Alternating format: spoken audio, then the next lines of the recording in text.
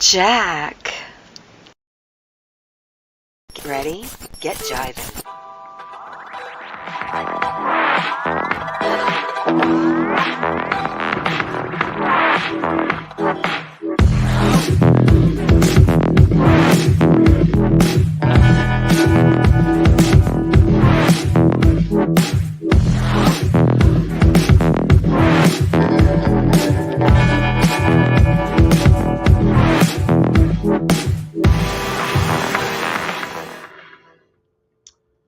Oh, hello there.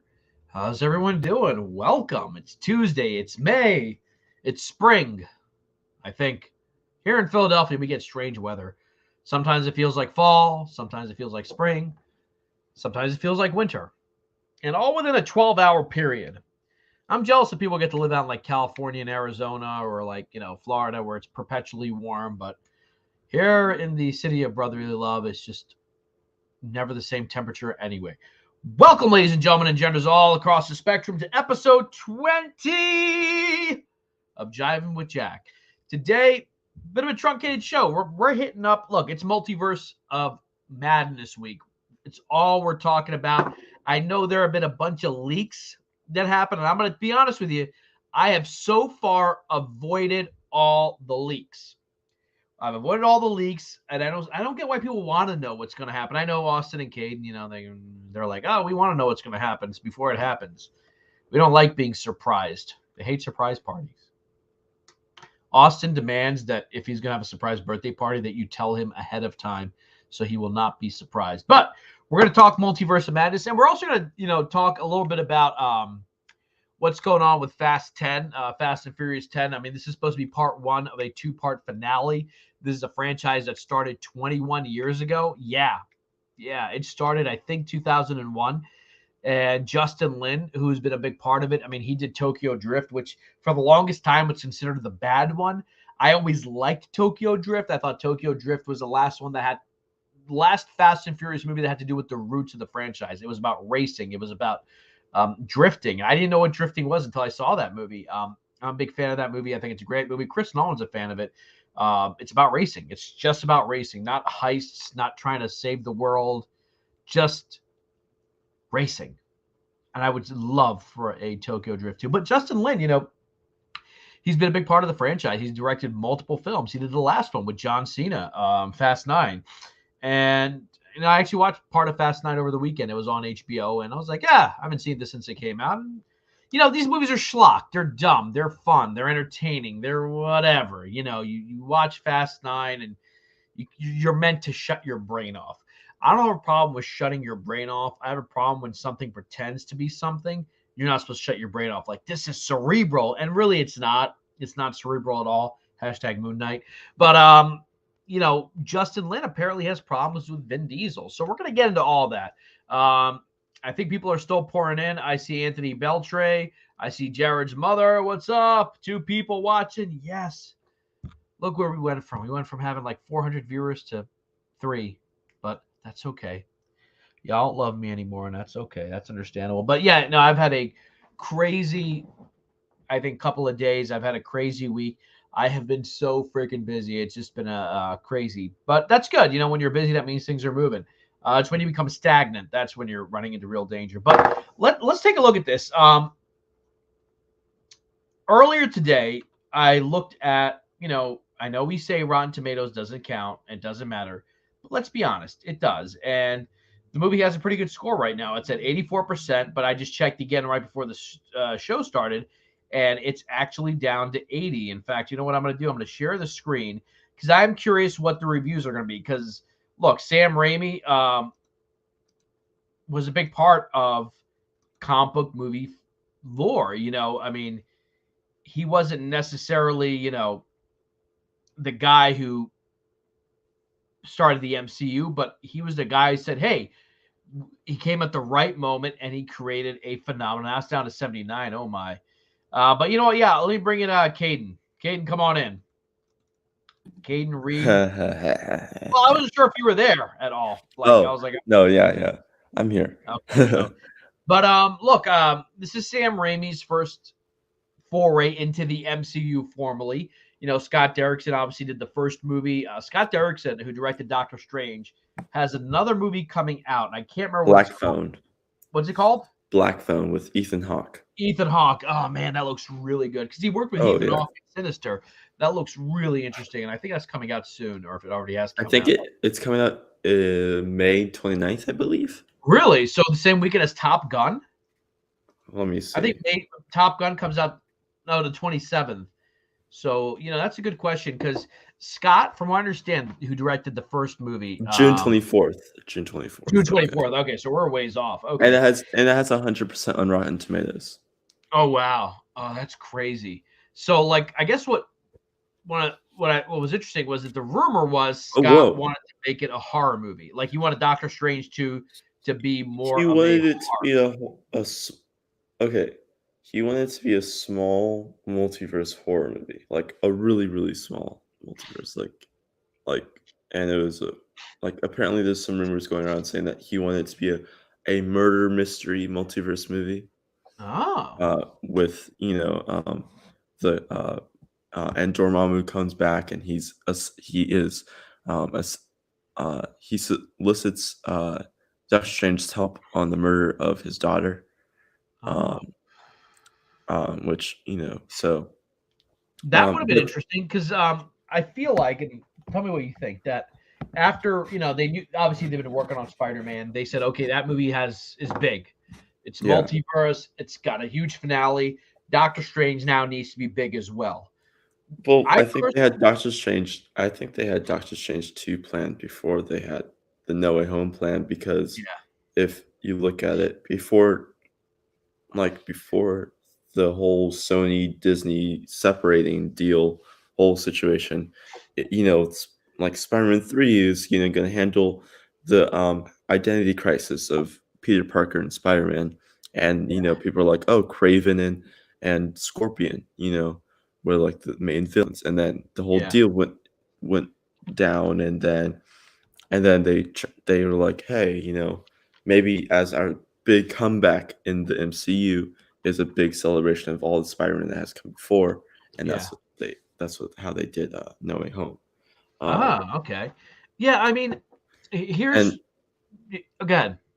And honestly, on the red carpet, Kevin Feige did say that how the multiverse broke open was because Sylvie killed Who Remains, and that's what allowed the spell in No Way Home to do what it did, to leak into into the MCU. Oh. So if Sylvie didn't kill Who Remains, the spell would have not worked as fine, but it would not have led Willem Dafoe, Alfred Molina, Jamie Foxx, Andrew Garfield, and et cetera, to Venom.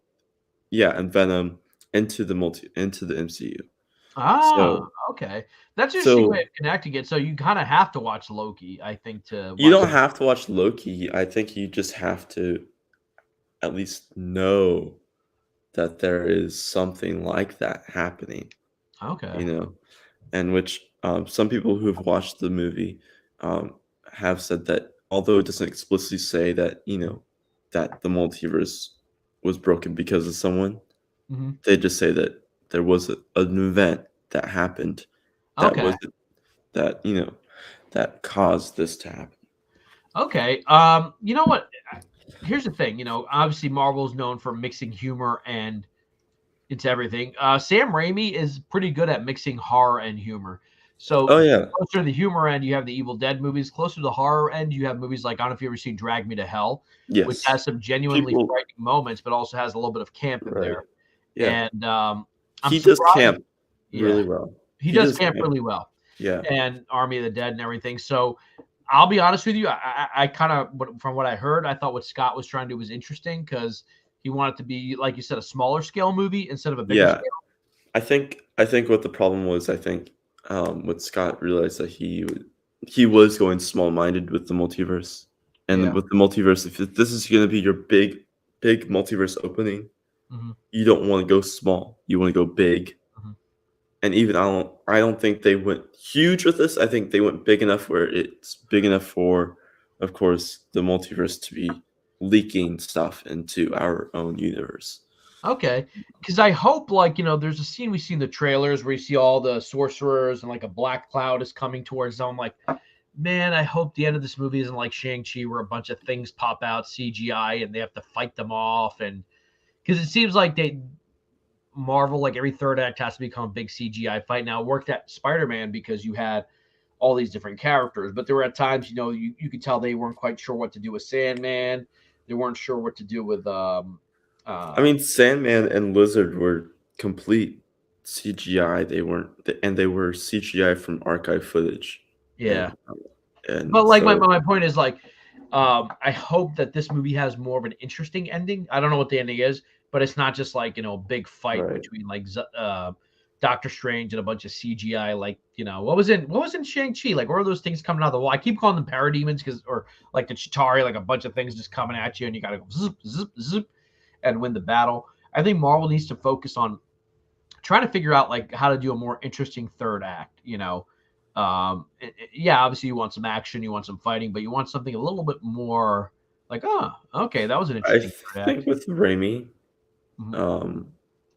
he does third acts and second acts really well. Yeah, Like his first act may be slow, yeah, like paced a bit, yeah, but then once you get to the second act, it's boom, boom, boom, yeah, and the third act, boom, boom, boom, and yeah. so it's like it's really fast paced once you get through the first act.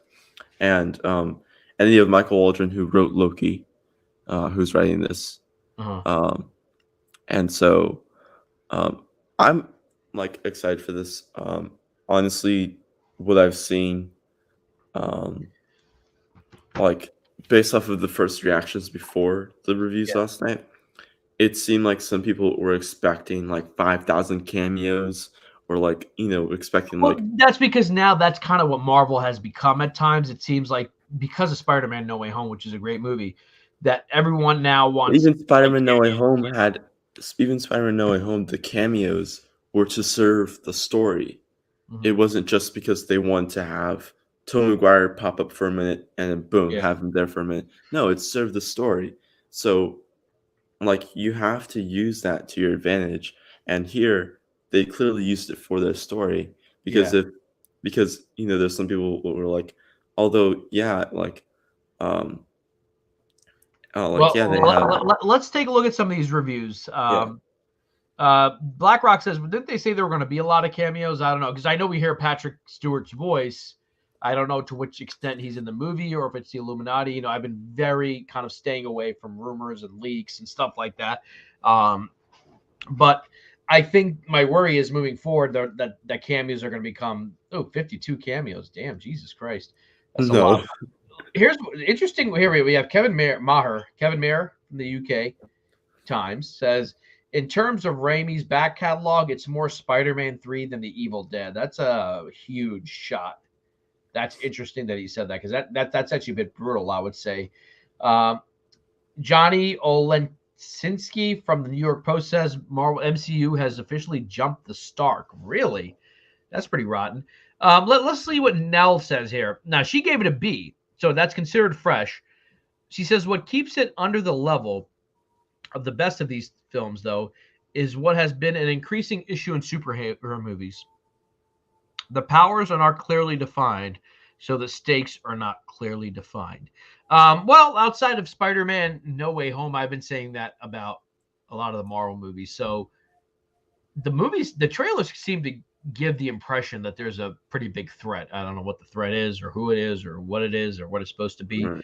but it gave vibes like some serious crap is about to happen. And I mean, you have at the end of one division, you have a distressed mother who's looking for her children. mhm, So and she is in the hold in the grasp of one of the most powerful books in the whole multiverse, yeah, the Darkhold. yeah, And the Darkhold isn't some book that you can just have without any consequences. mm, It's going to affect you, and so it affects her. And clearly, as we see in the trailers, that she's not well. You know. Why is it that we're only getting all these rotten reviews? Let's take a look at the positive ones first. All right, let me click on fresh. The fresh. Let's take a look at that first. Here we go. So Jeffrey Lau says, another stellar example of Marvel Studios fan service. Unexpected thrills and a mini epic contained in just over 2-hour film. There's a reason why Marvel dominates the box office. Filmmakers deliver above and beyond what fans want to see. Now, that kind of review is what I'm expecting. Yeah, I mean, Yeah. like, and especially like with you have, of course, you have Sam Raimi and Yeah. Feige reuniting after I think Spider-Man 2 was the last movie that Raimi and Feige worked on together. Okay. And Spider-Man 3, I think he just didn't he produced, but he wasn't hands-on as much. Yeah. And then of course, he started the MCU. Yeah. And then now it's them reuniting, as we see in interviews that Raimi was like, "Oh, I need 2 animators, 2 storyboard artists, 5 visual effects people working tomorrow." And he's like, "No, I'm going to give you 10 of each." It's like, and he was like, Raimi was like, Feige took what me and him were working on and upgraded it to make a bigger scale. Mm-hmm. And he's happy that, because before he was saying that other studios, when he asked him, he's like, "No, the studios are saying, no, you can't have that. Not now, at least, Mm-hmm. And we're going to give you 1 Do you agree storyboard with this, artist that right Doctor now." Strange was written really badly in Spider-Man? No, I think he was being his ignorant self. Yeah. I mean, the thing is, people forget that Strange is an ignorant fool if it's not serving himself. I mean, look at how he treated Tony Stark in Infinity War and Endgame. Yeah. Like, he was ignorant to him. So, and guess who was... You know what they always bug me on Endgame? Like, that was like, couldn't Captain Marvel have done the snap? Or like, I was always, he's going to use the time stone to bring Tony back. No, we're not going to do that. I'm like, why not? Because they have to get rid of Tony Stark. But yeah, whatever. Maybe it would have been cheap if, like, they used the time stone and Tony, like, it would have been cheap if they did Captain Marvel too, as well, because as we just saw, like, in that scene, like, she was beating up Thanos, and Thanos took the Power Stone out and just punched her down. A right hook, and everyone in the theater cheered. Here's what I think. I think Captain Marvel. When did Captain Marvel come out? Right before Endgame? Like, I think it was like 3 months before Endgame. Were they still doing reshoots? I wonder if she had a bigger role at the end of Endgame, and when they saw that people weren't warm to her, they're like, all right, let's... No, because so what happened was that she shot Infinity War and Endgame before she shot Captain Marvel. Oh, okay. And because that scene at the end of Infinity War with when you see Thor and you see Thor. You see Cap and not Nat, yeah. Yeah, that was her first scene that she shot as Captain Marvel. And then she did Endgame, and then she went on to do Captain Marvel, and then okay, I guess that makes sense. Because I don't know, I guess the way they were talking about Captain Marvel, you felt like she was going to have a bigger, like, I guess, impact. And I guess she did. Like, she single-handedly changed the tide of the battle, but, like, it didn't feel like it. Well, like, maybe it did. But here's what Laura says from Reeling Reviews. Laura needs a better picture like that. Some of these people's pictures looks like they're... I know. That looks like a missing person. Yeah. From, like, 1995. Like, someone... Yeah, like phone and... Right. Like, literally scanned it, like, took an actual scanner and... But she says this is an odd entry in the MCU. See, this is what bugs me. Like, anytime they deviate from the formula, people react negatively. A sequel which could almost be a standalone, a welcome bit of director Sam Raimi's patented comic book. What the hell's that word? Gangula. Gugalan. I love learning new words. What is Gugalan? It's a French puppet. How do you pronounce that? So it's a French word. This is how you know people are always trying to sound smarter than they actually are. Like, oh, I'm actually so much smarter. Ginol. Ginyl.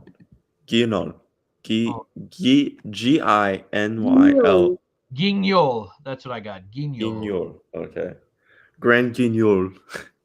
Guignol. Okay. Thank you for that, Laura. If only you could.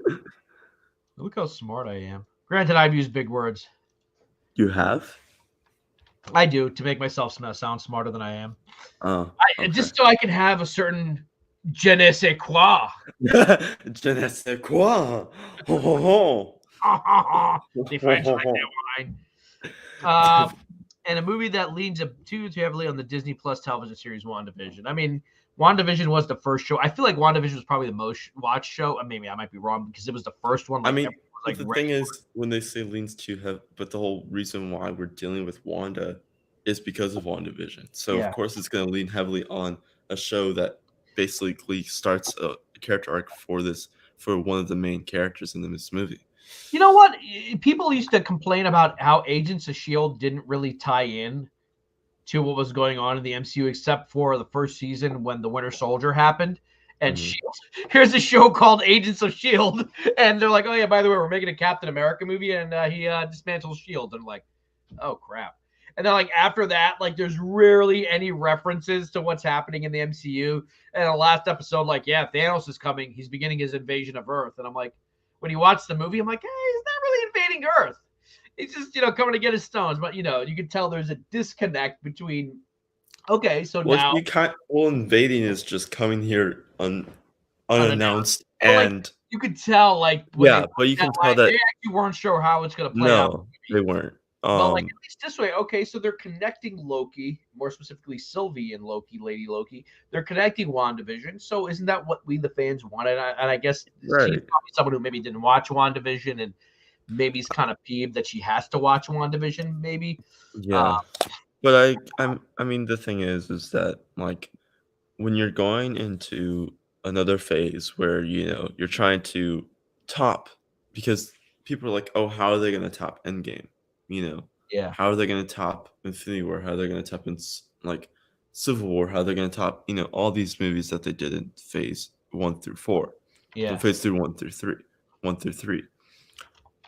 You go big, and that going big was the multiverse. Yeah, and you can't just do the multiverse right away. You have to set it up. Yeah, and I think that's what they did, and they did it wonderfully. At least, hey, Aaron. But people will have a problem with it. But I think what they're doing right now is just fine. Yeah. Well, here's the thing. Now, Agents of S.H.I.E.L.D., there's this thing. They're saying that is now not part of the MCU? No. That's so stupid. No, They because literally have Lady Sif come in and refer to the events of Thor 1 and 2, and I'm like, why can't it be? I think because Feige didn't have the control of that show. That's being douchey, though. Like, come on. Like, it was Jeff Loeb and Jeff Loeb and Joss Whedon. Say what you will about Joss Whedon, that first Avengers but movie. They did veer off the timeline in like season 3. Okay, so I'm gonna be honest with you. I stopped around season 2. So yeah, like I think season 3 was the Nick Fury season shows up at the end of season 1, right after the events of the Winter Soldier. Yeah, and also in Loki, they say that he was great in it. Darude. Well, in Loki, they say that once you've done your purpose, you are dead. Like you have no more purpose, and so I think in the main MCU timeline, Coulson is still dead. Like he never had Project Tahiti or whatever. No, and funny enough, they even kind of retconned Project Tahiti in the show by saying that the Coulson that's alive in the show is a clone or something. So they don't even like stick to their own plan of the Project Tahiti. Oh yeah, hold on, real quick. Yeah, hold on. Was that today? Yeah, that was 20 years ago today. Was it the 3rd though? I thought it was the. Oh shoot! That is crazy thinking about that. So 20 years ago today, we're gonna take a little break. 20 years ago today, around this time, 5 p.m., My dad, my mom, my sister, and me. And I think my buddy Keating. I'm not sure. I think it was at least the four of us all went to see Spider-Man in IMAX. Now, back then, there were very few IMAX screens. This one was in a town called King of Prussia, about 40 minutes away. And man, what an experience, because that was the first time we'd seen a comic book movie like that. So, yeah, we had the X-Men, Batman, but and this was right after 9/11. There was kind of like a vibe, like it's New York and it's Spider-Man. And I can tell you how electric that day was. I was like 13 years old, and I had a really nice Spider-Man poster, with him, the original Spider, where he's like kind of like this. And when I went to Wizard World back then, now it's called Comic-Con, but I went to Wizard World, and it was just a buzz because everyone is talking about Spider-Man. People are talking about Smallville, which had just started that year. There wasn't that much. So, like, the Spider-Man stuff was out of control. And then that weekend, Spider-Man became the first movie to make over $100 million in its opening weekend. That was the first movie to do it. It made $127 million. And then it was number one for weeks. And then, it was just nuts. Like, I know people will talk about what about Endgame and Infinity War. Obviously, they had a lot of hype. But there wasn't like, oh, here's Spider-Man, and 2 months later, here's another movie. Like, that was it.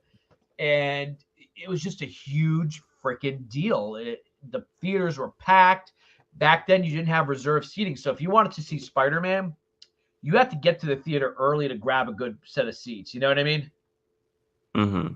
It wasn't like oh, your seats are or whatever, But isn't that crazy? It's been 20 years. Wow. Like, it seems like a long time ago, but then sometimes, like, as you get older, it seems like it was yesterday. It's the biggest mall in the world by number of stores. So the Mall of America is bigger because it has like an amusement park inside, but it is the largest mall in the world by number of stores. It's huge. It's 2 buildings. I don't know about that anymore because malls are kind of dying, but it is quite a cool mall. The King of Prussia Mall, it's pretty cool. But their IMAX, it was one of the first IMAXs, like theaters to have IMAX. This is 20 years ago. That's crazy. We also saw Spider-Man 2 there 2 years later. But isn't that crazy? 20 years since Spider-Man. Man, time flies. That's crazy thinking about that. Caden wasn't even born yet. What? Caden, you weren't even born yet. 2002? I was born in 2002 of November. Okay, so you're not born yet. Yeah, no. Yeah. Austin was, I guess. Yeah. Austin was alive. But that was crazy. I mean, there was Spider-Man mania. I mean, kids. So when the movie came out on DVD, like we have a Pakistani Catholic church service, and Pakistani parents don't take their kids to the movies. It's like we did, but like, so they'd come over after church and like, guys, want to see Spider-Man? And we'd all sit and watch Spider-Man, and everyone would go nuts. And my copybooks all had like the Spider-Man design over, like the spider webs. It was just, that is crazy. 20 years. Yeah. Sorry. Kind of had a senior moment there. Anchorman came out in 2005, right? Or 2004, I think. Yeah, but still, that's almost coming up on 20 years. But that's crazy. Let's look at some more. Yeah. Nick LaSalle. I went to LaSalle. Clearly, these super hero movies are never going away. However, if all Marvel movies are as smart as Doctor Strange and the Multiverse of Madness, it won't matter. And that's what I've said. They need to make the movies different. So this is why I think this Laura Clifford, so like it's an odd entry. I'm like, what? You want the same thing again? Be grateful that we got a director like Sam Raimi to do something different. Carson writes, Multiverse of Madness might not be a perfect film, but it is hard to argue against it being one of the most inspired and enjoyable MCU projects in years. So is he also saying that about No Way Home? One of the most inspired and enjoyable MCU movies or projects in years. That's interesting because I feel like from what I've seen, that Multiverse of Madness might be the type of movie that I would like. Well, it might not be as thrilling or as fun as what do you call it? Like, I mean, as long as you're expecting a Sam Raimi movie that focuses on Doctor Strange and Wong and America Chavez and Wanda, yeah, you'll be fine. Yeah, like, is it? Because that's what it is. I wonder what the runtime is. 2 hours and 6 minutes. So wow. So a standard Sam Raimi runtime. Yeah. I was surprised it's not 2.5 hours. It seems like Marvel right now is locked in the 2.5 hour time frame. So this is going to be that's not a short. Back in the day, 2 hours was a long movie. Yeah. Now people are like, it's too short. How are we gonna fit all those cameos into this Do you ever watch movie? 80s movies which are like 90 minutes long? Like the original Oh Halloween, my god, yeah. 5 minutes. Like I remember like in 2010, like there was like it was well no, like Titanic was like the longest movie, for quite some time. And Yeah, then, and then then you finally had that one movie that was 2 hours and it was like, what the heck? Like yeah. like Like that two not like hours and 5 minutes, I think, is how long Tim Burton's both his yeah, Batman movies are. Like, and then so add credits, it's about 2 hours. yeah. But And so not a like full experience. yeah, and like I think now it's like people are expecting like 3 hour movies. Yeah, what's funny? And although like when it's like the crazy thing is when it's announced it's a 3 hour movie, the people was like, oh my bladder, my bladder, my bladder. And but then when it's announced it's like a 2 hour movie, this is not enough time. It needs Yeah. to be 3 hours, it needs to be 4 hours. Like Well, you know like what kind of shocked me in 2006? So X-Men 1 was about 100 minutes and yeah. perfect time. That the movie didn't go too long. X-Men 2 No. was a long movie. X2, X-Men Unite, that's like a Yeah, it 2 hour was. movie. And then when X-Men 3 came out, the runtime was like 90 minutes. I'm like, whoa, what? What Yeah. happened here? Like, and you could tell that movie needed about 30 minutes of better writing and stuff. I am a slight apologist for X-Men 3. I think that like the Snyder cut or like the BVS, there should have been about 30, 40 minutes more to kind of pad out that movie. But anyway, that's that. Yeah. And Professor Xavier's back, we think. So here's what I miss those days when movies were really length. his Yeah. first name sounds German. His last name is French. Jermaine Messier. So, the weirdest, grossest movie in the Marvel Cinematic Universe to date, filled with a ton of ideas, looks, and tones. It may not be particularly even or cohesive. I don't think it's meant to be. I think it's meant to be below a mind-bending type of experience. But when it works, it really works. And even when it doesn't, there's still charm. Okay. Yeah, I mean that's what you're expecting from a Sam Raimi movie as Yeah. well. Is that there's some parts where it might not be cohesive, Yeah. but when it is, it's amazing, and when it's not, it still has at least some charm where you're like, I can get behind this. Yeah. So like these are like these fresh ones are Yeah. expected, because at least these people understand who's behind the camera and Exactly. who's It's like on a the David Lynch camera. film. Like when Yeah, if you watch David Lynch, you're expecting it to be weird, strange, right.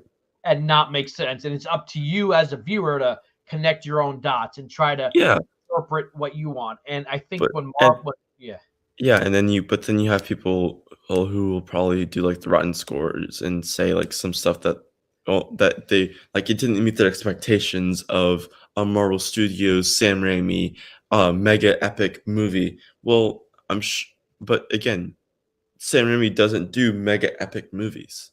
yeah, He does a very contained story that focuses on each character and is not going to have a bloated mess of a movie.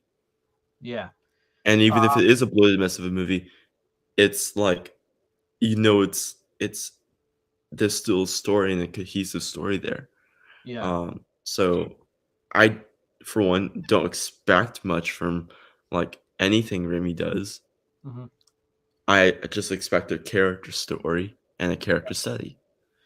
So And that's if interesting you said that because Nestor says two supreme filmmakers, Feige and Raimi, conjure up an exhilarating horror infused. This goes back to I think was it BlackRock or someone said that there's horror yeah, elements in it. Fantasy adventure. Am I happy? Hell yes. Now that's got me excited. I'm gonna ask my yeah, sister if she wants to go see it with me Friday because I don't think my folks are up for it. But yeah, I might take my sister and go see it Friday night or something. Angel Amaral, Geeks of Color, says Raimi's stunning visuals and style reinvigorates the typical MCU movie. Good. His signature trademarks involve a blend of horror and comedy, quick cuts, extreme close-ups, tilted cameras, and match cuts. Yeah, I mean that's the type of filmmaking that we haven't really seen too much out of the MCU, where you have a director that kind of puts their own stamp on something. And if you go back and watch Spider-Man 2, like the scene where Doc Ock is being operated on, his arms kind of wake up. It's pretty grotesque, for a PG-13 movie. You're screaming and you see the shadows, close-ups of people's faces as the arms are just, and with something like Doctor Strange, you could expect him to kind of ramp that up and play around with that. And I'm kind of excited about that. Yeah. Yeah. What the heck?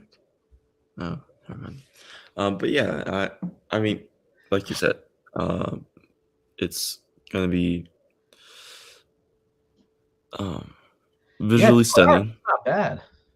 It's not bad. And I mean, just looking at the trailer, it looks visually stunning. There's of course that horror element that people are talking about of Defender Strange, zombies Defender Strange with the whole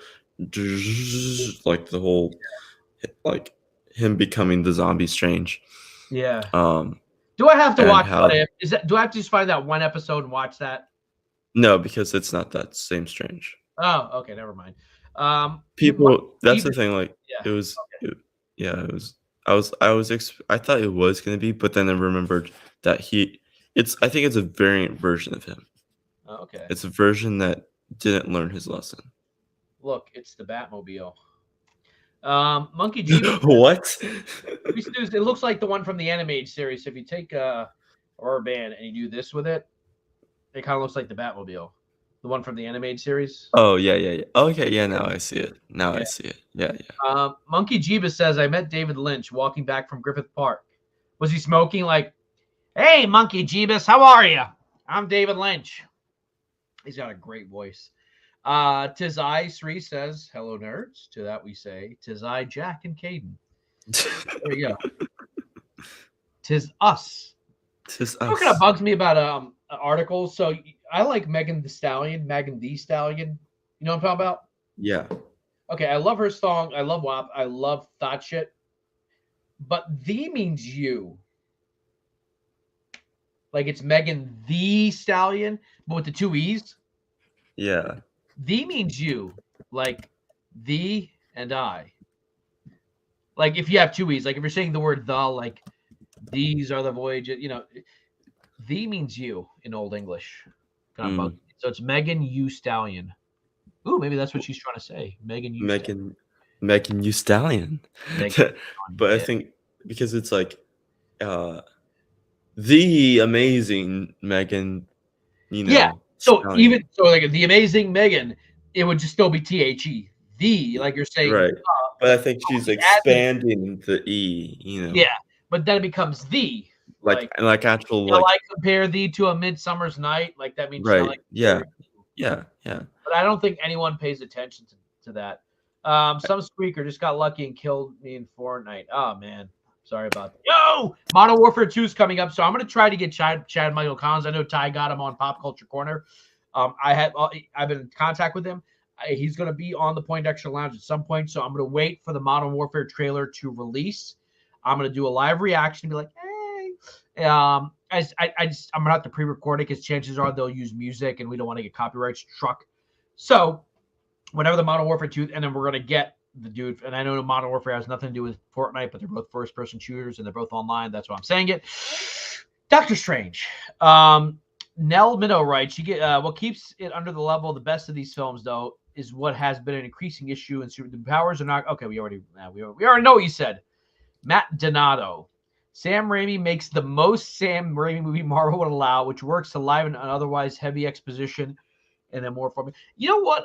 Here's my thing with exposition. A lot of people hate it, but if it's done well, it's great. Like I'm not one of those people. That's Tarantino does exposition all the time, but then again, he's a phenomenal writer.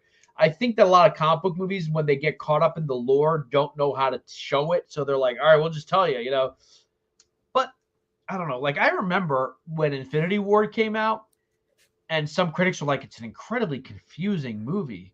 I was like, oh, shit, okay. And then when I saw it, I'm like, what's confusing about this? This is the most straightforward movie I've ever seen from Marvel. I know. This is where the Guardians are. But, like, I think what they meant by that was, like, at that point, a lot of these people hadn't seen all the movies. Maybe they didn't see Guardians 2. Right. Maybe they didn't see, I don't know, one of the lesser movies. Thor, maybe they didn't know what happened at the end of Thor Ragnarok. Like, they just left when the credits rolled. Like, why is Thor being beaten up? Don K says, if anything, Raimi leans hard into comic book imagery, even more so than any of his three movies. In fact, Multiverse of Madness might be the most outright comic booky film in the entire MCU to date. That's a bold statement. Yeah, That's pretty cool. Because, like, you could say, hey, man, the end of Endgame, all those heroes on one page or one shot, that's pretty cool. But he gives it a 4 out of 5. So I'm getting really good vibes here. Like, maybe some people don't like, the exposition, but, like, it seems to me they're saying that, hey, even when it doesn't work, the movie overall works, and that's what I'm happy about, Right. Okay, when you get to the next one, it used to be the superhero movies, Marvel MCU movies, were in particular were about saving the Earth. Then they were about saving the universe. Now they're saving the universes. Is it possible to suffer from apocalypse fatigue? Possibly. I mean, That's yeah, but the thing is like, it's funny how he says that, and then like, then you have Roland Emmerich say the same thing, but then you look at Roland Emmerich's filmography. Basically making Independence Day again and again. Yeah, so I'm just saying, like, if there was truly apocalypse fatigue in the film industry and in audience, well, I think he means Marvel specifically, because, like, Well, yeah. I mean, like, but if you look at every single movie now, it's always apocalypse. Too. Yeah. Well, I think that like every big movie that comes out, Well, what's interesting is he's criticizing, but what is he saying about the movie, though? Like, I want to know. Yeah, no, that's the thing. I'm like, what is he saying? Like, is he saying that this movie heavily focuses on saving universes and it's too much? Yeah. Maybe. Here's one thing that I think is interesting.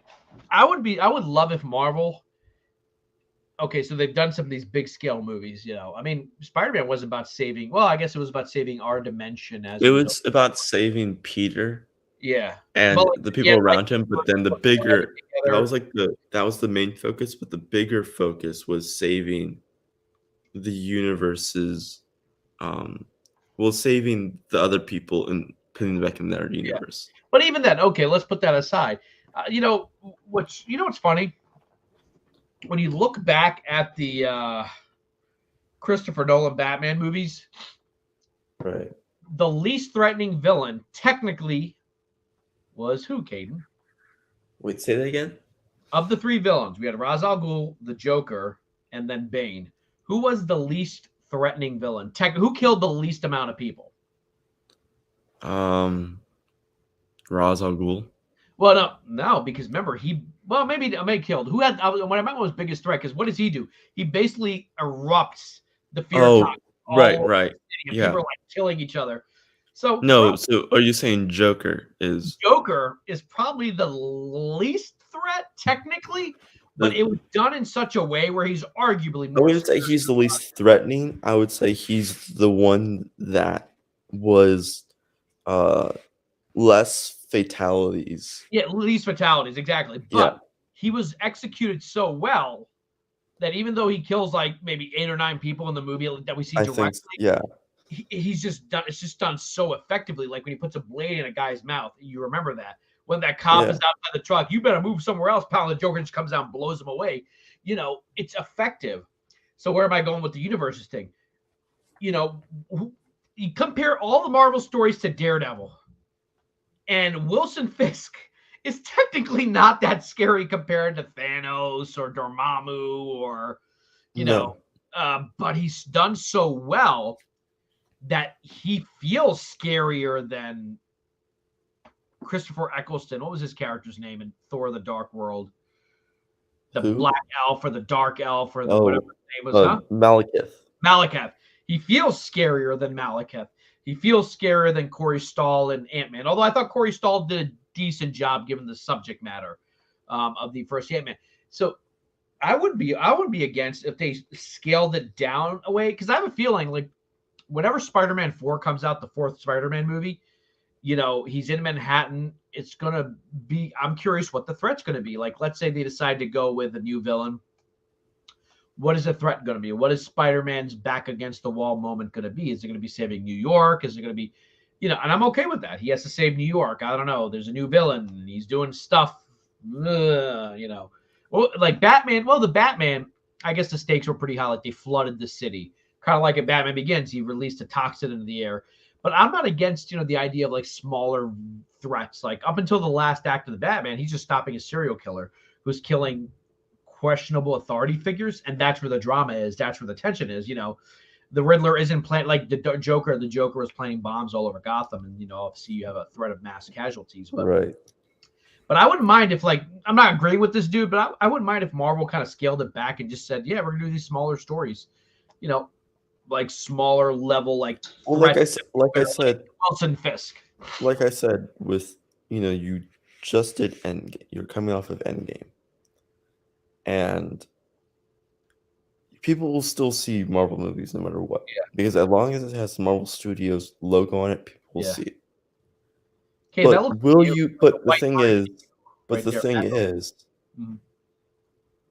will you get the same amount of butts and seats Yeah. as you did with Phase 2 and 3? Yeah. Because you just did the biggest event of all time, like that in the span of 2 years. Yeah. And now you're worried about getting the same amount of butts and seats. So now even though you can do smaller focused stories, but those smaller focused stories needs to have a bigger impact on the whole. So that's why you have Eternals. That's why you have Well, that's why you have Eternals. That's why you have Shang-Chi. Because even though they're smaller focused stories, they still have a bigger impact on the whole universe. Well, let me give you an example. What is considered by and large by nerds the greatest sequel of all time by nerds? Spider-Man 2. Okay, no. Go back farther. And critics will consider it one of the greatest sequels of all time. Yeah, Spider-Man 2. Go back further. I'm talking about something else here. Are you talking about Superman 2? No, but you're on the same time. Same time. Batman Returns? No, go back. Go back further.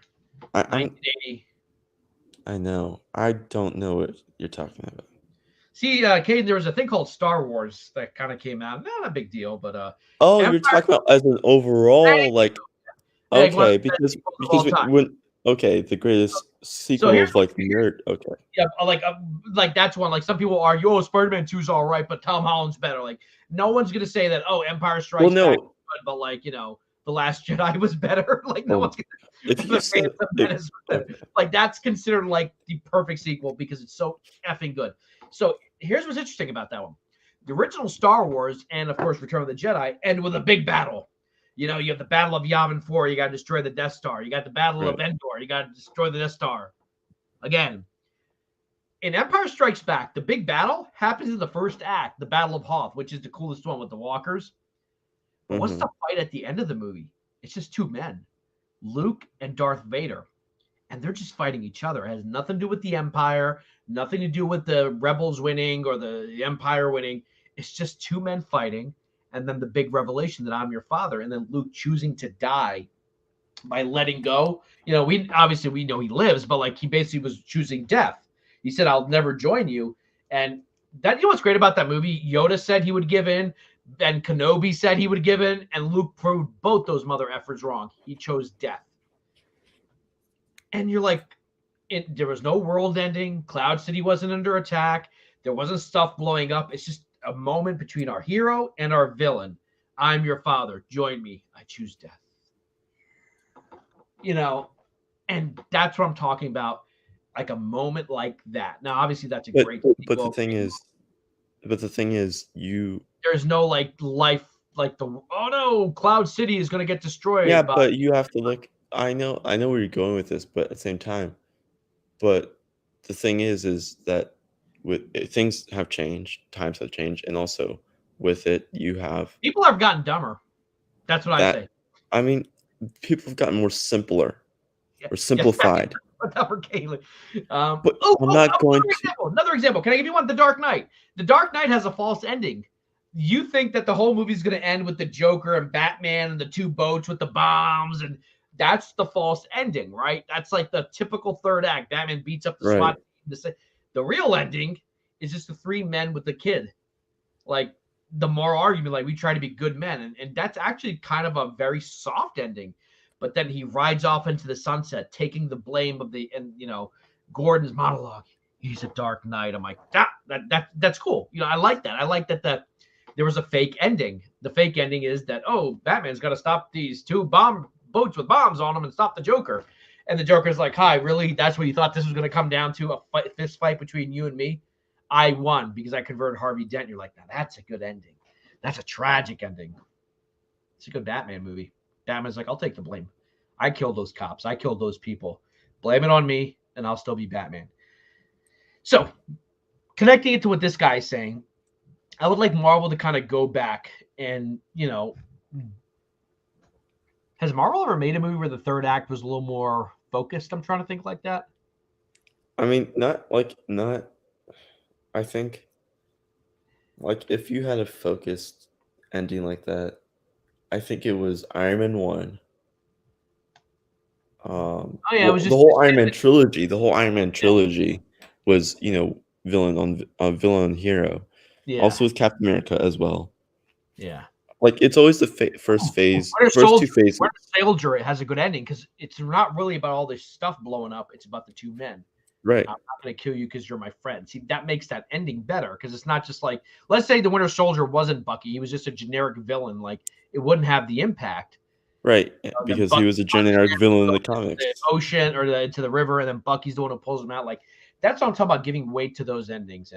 But, look, you're opening up the multiverse. What's the next Marvel movie after this? Next Marvel movie is Black Panther. No, Thor. Thor 4. Okay, Thor 4. By the way, who said Austin said it looked bad, and I didn't want to say anything. I thought it looks fun. Like, it is what I expect it to be. 80s motif, a lot of bright colors. I mean, that's what feels like a Taika Waititi. Yeah, and people forget also. Like, people are like, oh, look what he did with Thor Ragnarok, but people forget that Thor Ragnarok he didn't write at all. He only wrote like 1 or 2 scenes in that, and directed it. Yeah. Oh, I didn't know that. Yeah, he was brought in to rewrite the script. But then he was like, no, I'm not going to rewrite it. I'm just going to add 1 or 2 scenes. Okay. All right. That works. Look, I just started watching that show, What We Do in the Shadows, which he produces, which is based off a type of movie. I'm starting to become a fan of his. Now, he produces. I love Jojo Rabbit. Yeah. Oh, Jojo Rabbit is great. Jojo Rabbit is so good. And it really showed that he can do. Yorkie! Remember the little fat kid with the glasses? Oh my god! And he like lets the missile go off. But the thing is, it's a mother-son story. It's a mother-son story where the mom, is played by Scarlett Johansson. Yeah. Of course, gets killed. Yeah. But she still has big implications on who Jojo is. Yeah. Oh, the girl who plays the Jewish girl that's hiding in the house. Yeah. Watch Last Night in Soho. Did we talk about this when that came out? Because I saw Last Night in Soho. I think we did. I loved it. I loved Last Night in Soho. I mean, you have flipping Edgar Wright doing a horror movie. Like, and there's so much going on. I like that it takes about like a good 40 minutes for the story to start because you're not quite sure where the story's going. But just the flashbacks to the dream. And you think Anya Taylor-Joy is the villain. Yeah, I mean, but like when they're dancing and you think Matt Smith is the villain. Yeah. It's really Anya Taylor-Joy. And then kind of Matt Smith again. Like it kind of plays around with like, well, she's a villain because she was victimized and we're blaming her for what happened to her. But all the people anyway, if you haven't seen it, folks, see Last Night in Soho. Oh my God, Last Night in Soho. Downtown, everyone wants to go downtown. Is that movie streaming? I might just cancel the show and just go watch it. Cancel. Oh my God. Last Night in Soho. I might just cancel all this crap. I love you guys, but let me see. Last Night in Soho streaming. Oh, it's $20 on Apple TV and Vudu, and $5. Oh my God, it's not anywhere. No. Vudu. I mean, I'd pay for it, but like, everyone wants to go. You know what, guys? We're gonna stop the show and we're just gonna watch Last Night in Soho until YouTube takes us down. No. And we're gonna. I mean, we still have Justin Lin and Fast. Yeah, I know. I'm just joking. Okay, real quick. What I do want to do, because we want to be fair, I want to look at some of the negative reviews. I just want to see what they're saying. Yeah. We're gonna see the negative reviews. Negative. Stuff. The hateful ones. The ones that By the don't way, like. 79 is not a bad score. I'm gonna No. attribute that And to it's the still not certified yet. It's still Yeah. not. It's not. I'm gonna attribute that to the fact that a lot of people may not like Sam Raimi's style, or they're unfamiliar with it, and then when they see it, they're like, Or like I said, they were expecting like 5,000 cameos, Yeah. and Unfortunately, the magic excused upon is missing as Sam Raimi's curious misstep never has a feeling of urgency, a film that spin its wheels, leaning on prolonged, needless action sequences distract us from the flimsy narrative. Charles Koplinski. Well, Charles, if you had balls, you'd only take a picture of yourself and it's Chuck and Pam. Okay. The Daily Beast. What? Never heard of the Daily Beast? A summertime sequel that proves way too messy and geeky. See that what use What? geeky a negative term? Like I don't know what he means. That's kind of racist, actually. Or geek. Until it manages to double back around again into pleasure up. So wait, is that really a negative review? Pleasure? So he No. says it's geeky and double back. This is why people don't trust Rotten Tomatoes, because like that could be considered a positive review, and there are some reviews that might be considered negative. I don't know. Like the one I was just reading with the whole universe saving thing. It was very confusing, that line, but it's like not negative or positive. It's like in the middle. Yeah, the blockbuster movie equivalent to reading a trade paperback collection of single issue comics, where a beloved superstar artist is repeatedly replaced by a lackluster film, dragging the rest What? of the work down. That's so weird. You know what? I would hate movies too if I looked like that. Oh my god, is that his face? I mean, we're not supposed to make fun of looks, but look at that guy's face. People look like that, they want to make you feel angry. Steven Silver. Yeah, you kind of just say something like, even for this show, I try my best. I'm not saying I'm effing Brad Pitt, but I shave, I shower before I do the show. I want to make sure I look my best. I'm all deodorized and everything. I'm clean. Look at that clean shave. Look at these guys. They put no effort in. Like if I worked for Tilt magazine, well, I don't know about Tilt, but if I worked for, I want to look good. I'd have like a nice portrait made of me. Like, the story is confused and filled with endless MacGuffins and mumbo jumbo, while confining most of the best ideas to throwaway moments. The dialogue is full of endless exposition. So that's something that we're even hearing from the positives, a lot of exposition. But I feel like when you have stuff like Multiverse, you really don't have a way, like, you have to kind of do exposition. You're going to have to kind of explain, like, oh, we're in this alternate reality, and this, I mean, what is comic book but exposition? Comic books are exposition written on screen. I give comic book movies a little bit of a pass on exposition, a little bit. The souls of the damn binary view of diversity threaten this film. What? Okay. This looks like one of your friends wrote this. They have a problem with the diversity. The binary view of diversity threatened this film, despite offers to make up for whitewashing fiasco. Oh, come on, give me a break. Oh my god, this person's hooked up on the whole Ancient One thing. Jonna, you're the reason the Republicans are probably going to win in November. It's all your fault. Comments like that. First of all, the whole Ancient One thing, they didn't want to go with the stereotype of like an old, wise Asian man. that had been something that had been done in Hollywood for years. You know what I mean? In fact, Tarantino kind of makes fun of it in Kill Bill 2 when you have like a stereotypical like, Pai Mei, he's a marshal. Right, and he has like the big long white mustache. Oh yeah, and he keeps doing this with his beard, and like he can stand on a sword. Like they were like, okay, let's move away from that. Let's try to play with that idea instead of having like an Asian man with a stereotypical thick accent, like, oh, Dr. Strange, I teach you karate. No, they were like, and you know what? I like Tilda Swinton in that movie. I think it worked. I thought it was kind of cool the way they did it. Shut up, Jana Manji. Which one's Jana? Is it the dog or the one on the left? The dog watched the movie and was like,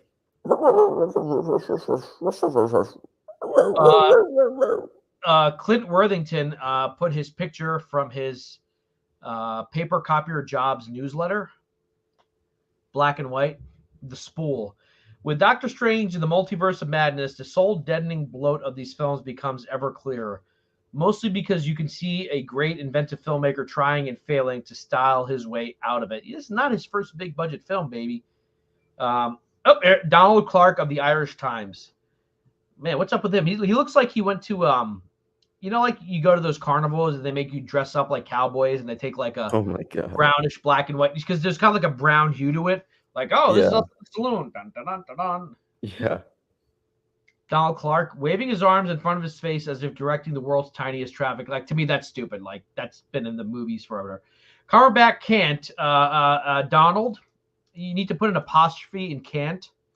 Quite shake the impression of an old school conjurer in a tacky end of the peer review. You know what's tacky? Having like a brownish. Did you use an iPhone filter for that? He used his Mac, Yeah. iMac, Edgy I the am. the really old iMac that like has the photo booth where you can take a picture and like different filters and stuff. Yeah. Now this one is this is a huge shot. In terms of Raimi's back catalog, it's more Spider-Man 3 than The Evil Dead. It's like, ouch. That's Yeah, like the thing is, like people were realizing that people who were interviewing, like there was this one big interview that he did where he was talking about like the evolution between him and Feige's relationship. Like the person that was interviewing him was really twisting in the knife with saying, "You made the best Spider-Man duology.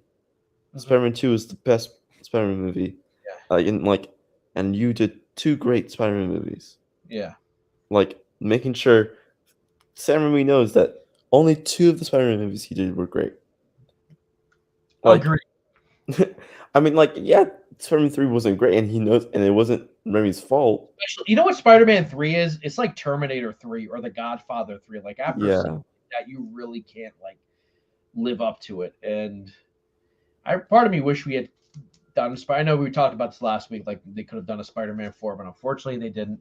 Let me check the comments. I'm not even paying attention to this. No one's here. Is anyone here? 7 people are watching. I think like it's like our parents, Caden, are watching. Yeah, they're like, let's just make sure we're gonna support our children. Yeah. Do you know what Jivin with Jack has most people watch the show after, not live? Yeah. That's crazy. Yeah. So there's a group of yous who are watching this later. Leave a comment. I want to know who you guys are because I know who it is watching live. I can see y'all, but I'm curious who are the people who watch it consistently after it ends. So like last week, our worst episode ever had like 70 live viewers, and then I came back and it said like 550. I'm like, how did that happen? So, but okay, yeah, this is enough of that. There may be a universe in which I feel the barest emotional connection to one thing I've done loud, near nonsense, multiverse, but I down. Joanna Schneller, she didn't have a picture. She's like Caden, like no picture. I have a picture at least. Brian Tallarico. Oh, Roger Ebert, a film that constantly pushes back because Roger Ebert himself, who's now passed away, really gave Spider-Man 2 positive reviews because I think he didn't like the first one maybe, but he loved the second one. Oh my god. Anyway, enough Brian of this. Tallarico. They were just mad that they didn't have a cameo in Doctor Strange 2. Mm-hmm. They're just really mad that Tom Cruise was in Doctor Strange 2. So. But he was? No, he wasn't. Oh, okay. I was about to say, I'm like, did you just spoil that for me? But you know what? I love the first Doctor Strange. Like of the standalone kind of like generic films, like of the MCU, that's probably my favorite one. Like I like Doctor Strange. I want to say, oh, it's basically like Iron Man, but like with magic. I'm like, no, it's not. It's a different story. He is not like Tony Stark. Yeah, they're both arrogant, but they're arrogant in different ways. You know. But anyway, so that's enough of that. So look, I mean, we're not going to get into any of the spoilers. I've avoided the leaks for this movie like crazy. First of all, I've been really busy, so I haven't. Whoa, that's a really good brush. Yeah. Look, I work hard for these, so you're going to look at these. You're going to watch these, and you're going to look at the hard work. Because I had this one for Pop Culture Corner with a spoiler tag on it too. Because when it was like when all the visual effects leaks were happening for this movie. But Benedict is great. I love. Oh my god. Yeah, that's a great one. That's an art that was a painting that looks really cool. And then I think this is the from poster. One of the screenshots, or is that from the poster? Okay. This one's the poster. You know, before COVID happened, when you went to a Marvel movie at AMC, they would give you like a gift. Like I got all these like smaller, like they would get like these posters that are that big. So if you look at my wall, like right over there, you see that Thor Ragnarok, Ant-Man, the Wasp. Yeah. Yeah, like they used to give those out. And I have tons more. I have an Infinity War one. I have a Black Panther one. Actually, you guys want to see the posters? These are the ones. We love seeing your composition book and pen on your bed. Oh yeah, I'm doing homework, yo. I'm doing lots of homework. I got plenty of posters. I'm thinking of changing them at some point. But like, so this I was Yeah, get rid of Zack Snyder's Justice League BVS. Like those movies are terrible. Get rid of them. Like Austin hates him. Austin's like, I think Austin's a poser. Like he loved the Snyder cut, and I was like, I hate it. This was a newspaper clipping, and I got it laminated 24 hours. Yeah. It would have been funny as heck if he said that, and as he pops in, Yeah. like, Hey guys. Oh shit. it's like, oh, so.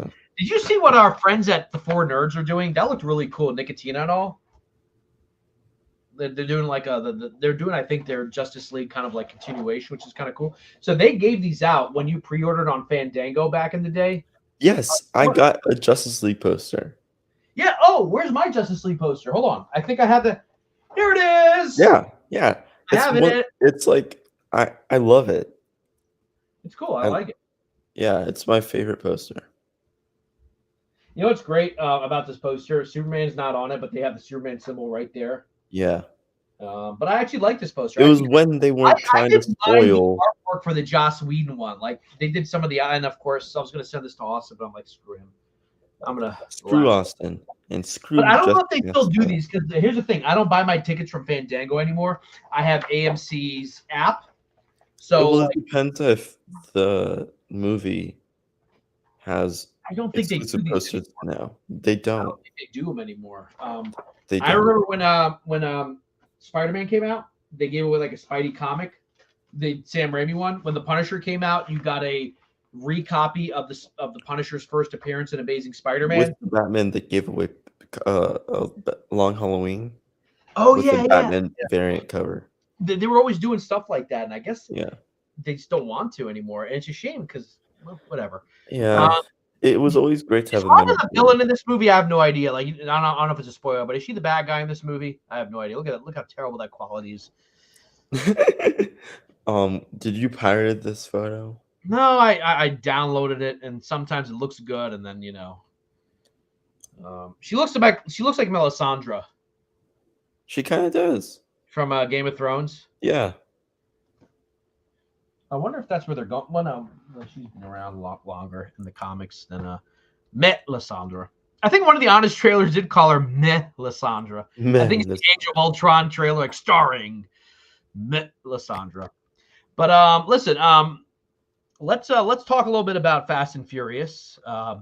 Everyone's kind of disengaged today. Oh, Monkey Jeeves is still here. As I said, everyone's kind of quiet today.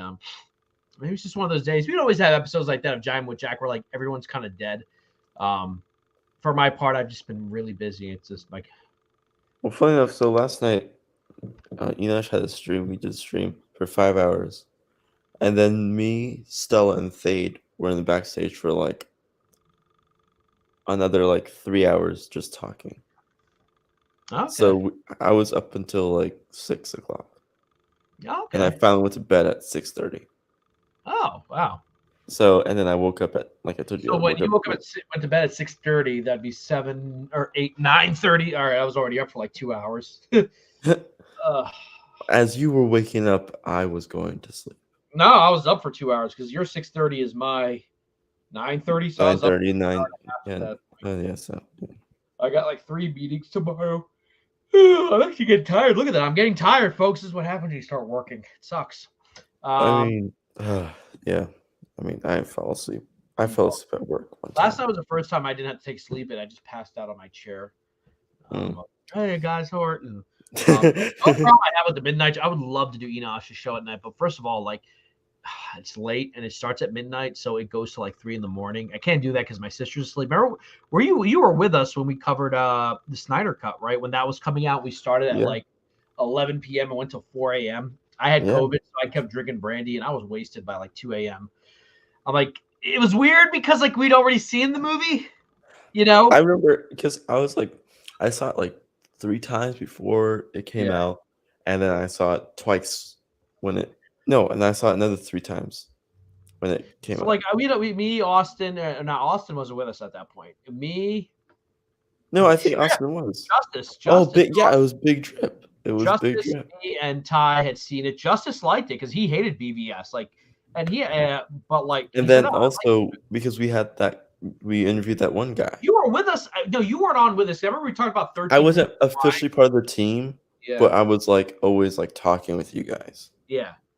And I remember we were talking about I 13 was Reasons I Why. was And I was literally waiting, talking about this. shut up, Caden. 13 Reasons Why is a great show, you son of a, At that point, it's like 3 in the morning, and I'm like, I want to go to bed. I'm just getting drunk. I'm like, all right, let's go. But what? Ty said something about that once. He's like, once this movie comes out, like, it's going to be different. The Snyder Cut, because like at that point, that's what had united us. And we were always wondering, like, what's this movie going to be like? What's going to be in it? It's going to be 4 hours. That when that excitement ended, like, it almost was like, well, what do we talk about now? Obviously, we have a lot of stuff to talk about, but that thing was like a myth that became reality. It was, it's missing. Speaking of myth becoming reality, Kate, do you watch the Fast Furious movies? Yeah. So believe it or not, I mean, I'd seen them once through like years ago, and then I think they were on sale during lockdown. Do you want the expose that the Hall Report did or Deadline or whatever? I don't know if I have it. Are you talking about for Justin Lin? Well, for Fast X as a whole. Fast X. Okay, yeah. If you want to pull it up, sure. Because Justin Lin directed a lot of these movies. Basically, he did 5 of the movies, like half of them. Hold on. Did he really do 5 of them? Hold on. Yeah. I know he did Tokyo Drift, and he did one with Paul Walker. I think after Tokyo Drift, he did basically them all. I know that the guy who made Aquaman, James Wan. Did one after Tokyo Drift. He did the last one. He did the last one with what's his name, Paul Walker. Yeah, but everything else was Justin Lin. It was F. Gary Gray, Justin Lin, James Wan, and John Singleton were the 4 directors of Fast and Furious. There we go. Okay, so he did Tokyo Drift.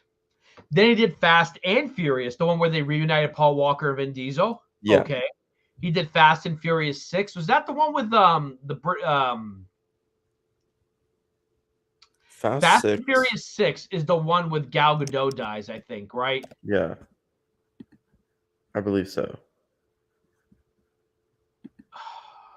And had Gina Carano in it. Yeah.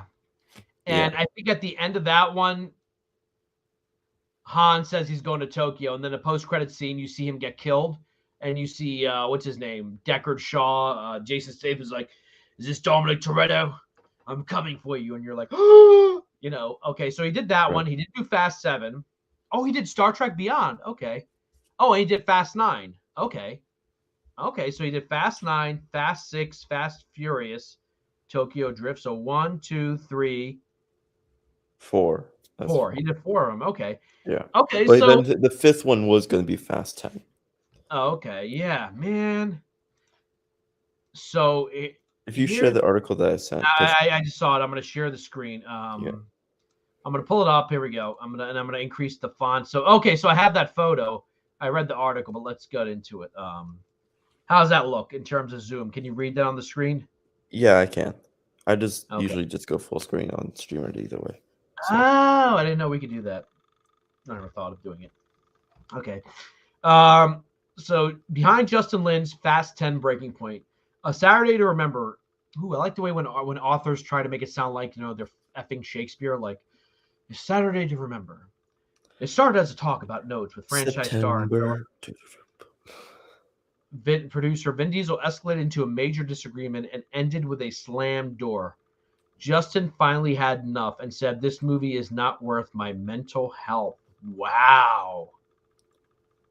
I mean, just reading, like, families come in all shapes and sizes. They can be loving and nurturing.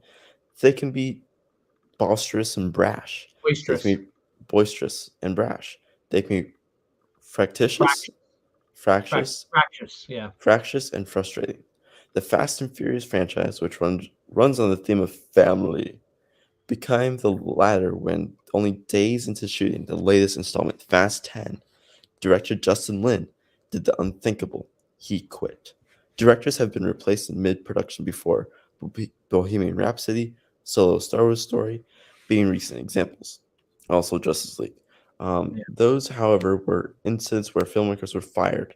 In this case of Fast 10, it was the director who had enough, enough of the constantly changing script, enough of the process of making a fast movie, and enough of managing from the movie's driving star and fellow producer Vin Diesel. Multiple sources That's tell crazy that it's Vin. Blur. He's worked with Vin so many times. Uh, Like, you Lin, yeah, like, Lin was handling writing duties on the movie and believed he had a locked script going into it. Wow. So he was like, this script is good, lock yeah, it in. And then Universal and Diesel was like, nah, buddy. And a key location that has been that had been secured was cut due to Eastern Europe location amid the war in Ukraine. okay. And the movie still hadn't cast one of its villains yet. On top of that, even as Lin tried to draw lines in the sand, the studio said it would be sending to London a writer to polish dialogue for some of the actors, a move that was expected but apparently not welcomed by Lin at that time. The constantly moving target proved too much for seasoned Lin. Wow. Uh, who on April 23rd had a major disagreement with Diesel. The four-person meeting had begun with Diesel having new notes and ended with a slam door. Justin finally had enough and said, "This movie's not worth my mental health," says one source. Both Lin and Diesel have both declined to comment for the story. Wow. A Universal spokesperson told the reporter, any creative difference leading to Justin Lin's exit were with the studio and not with fellow producer and cast or Yeah, crew. that sounds like they're trying to. Cover up Yeah. Diesel's ass. Um, in the heat of the moment, Lin said that they were through with the movie. The studio took him seriously and by April 25th, a settlement was reached for Lin to exit the production. He would remain involved as a producer, and a great many of the crew had worked on F9 with Lin, and for a spell wondered what their next move should be. But Lin, according to insiders, gave his blessing that they would stay on regardless. The muscle car had lost its driver as it was speeding down the highway. Wow. Um, on April 26th, 3 days after the blowup, Lin announced his departure on the Fast social social media channels. With the support of Universal, I have made the difficult decision to step back as director of Fast X, he wrote, also thanking his cast and crew for the support, expressing his pride helping to build the most diverse franchise in movie history. Lin's departure was months in the making and offered a glimpse into what kind of high pressure cooker environment that movie series, and now almost 21 years old, has become. It also illustrates how high the stakes are for its studios, uh, Universal Pictures, its key star and producer, Vin Diesel, and any director caught in the storm and drag Sturm and Drang. storm and drang of making a mega blockbuster. Lin has more than any director knew he was getting into with Fast 10. He had directed 5 Fast movies, starting with the third installment, Fast and Furious Tokyo Drift. He guided the series from a simple and modestly budgeted car-oriented action movie to a globe-spanning, stunt-cracking, global box office juggernaut, especially with 2011's Fast 5, which brought in Dwayne Johnson and set a new course big names, bigger set pieces. Real quick, Fast Five saved The Rock's career because he was not doing anything popular No, he until wasn't. Fast Five. He was kind of I dwindling. mean, the That's same kind of like resurrected the him. crazy thing is when I think it was like 2000 between 2008 and 2011, he was on and off again of being Black Adam. Like it was announced that he's Black Adam, and then around 2009 and 10, it was announced he dropped out, and then 2011 happened, he was back as Black Adam. Mhm. So that was the biggest like rock stampede of boulder like crashings of like craziness. Lin was coming off of 2021's Fast 9, the Fast Saga, which had the unfortunate luck of being released during the pandemic.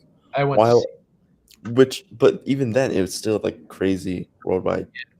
While a $726 million worldwide gross is nothing to lose your engine oil over. It was the lowest result since Fast Five, but still one of the biggest ones during the Yeah. pandemic. Pressure was on to make the 10th installment a barn burner, and the director, with a little break, put the key in the ignition and started up right away to work on the next one. The pressure on Universal to maintain the Fast franchise is immense. It is the biggest franchise in the studio history, grossing to close to $6 billion theatrically. But 20 years in, the movies has become extraordinarily expensive. Yeah. Sources tell the Hollywood Reporter that Fast 10's budget was hitting upwards to a $300 million mark. Yikes. And that's without any marketing and publicity spent. So, and like they said above, they still have to book a location and they still have to book an actor for their villain role. Oh, wow. So that's another 100 million there to do. Like, that's like crazy. Over 100 million that is above the line cost, with a ballooned over the years. See the studio juggling high 7 and 8 figure salaries for actors such as Charlize Theron, whose part has only grown. Yeah. So that means her part was supposed to be smaller, but now has grown in this movie. She was in So now, Fast 8, Fate of the Furious. yeah, and then she was, and also, not only is she supposed to be in this movie, she's supposed to have a solo spinoff. Oh, okay. And she might as well. Hobbs and Shaw, because I'm actually waiting for the sequel for that one. I liked Hobbs. Yeah, me too. And then the latest newcomers, Jason Momoa and Brie Larson, and veterans Michelle Rodriguez, Ludacris, Tyrese Gibson. All those figures pale in the comparison to the fees coming Diesel's way. Yeah. So because also you also worry about Diesel is the main producer and the star. So he's going to have a bigger salary than Charlize Theron and Jason Momoa and Brie Larson. I mean, he's the franchise. There's no doubt. So he might as well be the $100 million person. Yeah. While everyone else is getting 90 and 80, he's getting 100. Yeah. And The Rock doesn't want to work with him because I wanted to talk about that connecting. But keep going. This is good. Diesel had become his own personality to be reckoned with. At this point in the Fast franchise, he long ago had become the dominant force and was not afraid to flex his ample muscle. His clash with Dwayne Johnson led the former superstar wrestler to lead the franchise, even rebuking public outreach. As we know that Vin Diesel tried to emotionally manipulate The Rock to come back for Fast 10. Yeah. And the writing process for the movie. And he was barely in. I think what was it, Fast 8? Like he's basically in a hospital bed. And then you had Hobbs and Shaw, which of course didn't have anything to do with Vin Diesel, but still. I'm the Black Superman. That was a fun, stupid. That was oh my god. Oh. And the writing process for the movies were unorthodox, to say at the least. Insiders say writers would pen action sequence, and Diesel would say yes or no to them, leaving to the director the job of making them fit or not. If Diesel changes his mind, the whole process is a mosaic that never stops moving, says one insider who has been up and close to making several Fast movies. Okay. So basically saying that one day you can say we're going to shoot this car scene where two cars are crashing into each other and there's a big explosion. The next day, Vin Diesel can say, scrap that. We're just going to have a nice drive on a highway and no explosion. And the next day, let's go reshoot that explosion. But instead of two cars, it's a big trucker and one small minivan. And then the next day, you know what? Scrap that. We're going with the original one. So now you've spent $10 million each day to shoot these. Like, that's $30 million right there spent on one scene that he is being bipolar with. Yeah. This is what happens when you give actors producer power. Because exactly. That's why producers are producers. Like, they know when to cut a budget, when to say no. And also, you have to be smart with your with the actors who have that executive producer role or the what happens if they want to get a big star for I don't even know if Kurt Russell you have another actor. A perfect example is this is a perfect example. You have Vin Diesel versus Oscar Isaac. Oscar Isaac, who is a producer on Moon Knight, who is who without him at being a producer on Moon Knight, we wouldn't have May Calamay. We wouldn't have Ethan Hawke. Like, so, and we would have had Mel Gibson or something, Yeah. like, you know, but it's the difference between you have a good creative actor who's a good creative producer, then you have someone who just wants to spend money and reshoot everything and doesn't know how to really use that power. But continuing, Fast has seen a share of unfortunate, if not tragic, setbacks. In 2013, Paul Walker, who starred in the movies with Diesel, died in a car accident while on a break from production. Yeah, that was like the most tragic thing. Like, Did you ever see the footage of like Tyrese Gibson visiting the crash site? yeah, Oh man, it's so hard to watch. Like just yeah. him crying, like Oh my the end god, of that that's what broke Gibson. That's what broke Gibson. yeah. I mean, Like, the end of that movie. What's that song? see you again. When I see you again. Yeah. Oh, the feels. I kind of liked how at the end of Fast 9, you see his car arrive for the dinner. Mm, That's nice. And they're going to try to figure a way to get him involved. Obviously, he's passed away. yeah. Maybe CGI. Like, you can't not. I mean, I it's mean, stupid, but like, you can't not. we all know the ending of Fast 9 Yeah. with Brian's car coming in the driveway. His blue car, so They're going to have uh, to do something. I don't know if they're going to use his brother and they're do gonna like, use his brother and do like what they do with Luke Skywalker. yeah, they're going to have to. And I would not be against it because he and Vin were the heart of the story. Like, it was the Oh two yeah, men, the cop and the thief who became brothers. He marries the sister. And even in Fast 9, it seemed kind of silly that Mia was out, fighting and kicking ass. And Brian's like, yeah, I'm going to stay at home. Like, unfortunately, the actor's passed away, but like, that for Fast 10, they're going to have to do something. And I yeah, and I understand. I understand that you don't want to dismiss him like that, the character that way. So yeah, yeah. because Um, Mia wasn't in Fate of the Furious. Like they kept her no, out. That's unfair to Jordana Brewster because she was one of the. yeah, You do it just be if Paul Walker's gone, you have to be gone too because you're married to him. You're like no, and then I thought she was cool. So anyway, sorry. yeah. The movie Fast 7 suspended production for months while the studio producer and director, this was James Wan. Yeah, Yeah, James Wan overhauled the entire shoot as they figured out a way to both honor Walker and move forward without him. While clearly not as dire as Lin's exit, certainly was most unwelcome development. Fast 10 pivoted to shooting second unit photography as the studio and Diesel scrambled to find a replacement director. The process was costing the studio upwards of $1 million a day to keep crew and locations on standby. And finding a director for the franchise was going easy. You need someone who can play ball with the studio and the actors, notes an agency partner. You can maybe count on two hands filmmakers that can take on this challenge. Most filmmakers file this under life's too short. Joss Whedon. Oh yeah. Could you Well, imagine? they have They're like, hey, well Joss they Whedon's available. they have Louis Leterrier that's in talks to be the now. Oh, Louis Leterrier. What did he do? He did Transporter. He did the Incredible Hulk. Okay. Oh He yeah, was that's supposed how I know his name. Yeah. yeah. Um, James Wan, unfortunately, is too wrapped up in Aquaman. He I'm can't. sure Jason Statham was the person to put in the word Who for made Hobbs and Shaw? Who directed that? Hobbs and um, because you want someone that knows how to, David Leitch.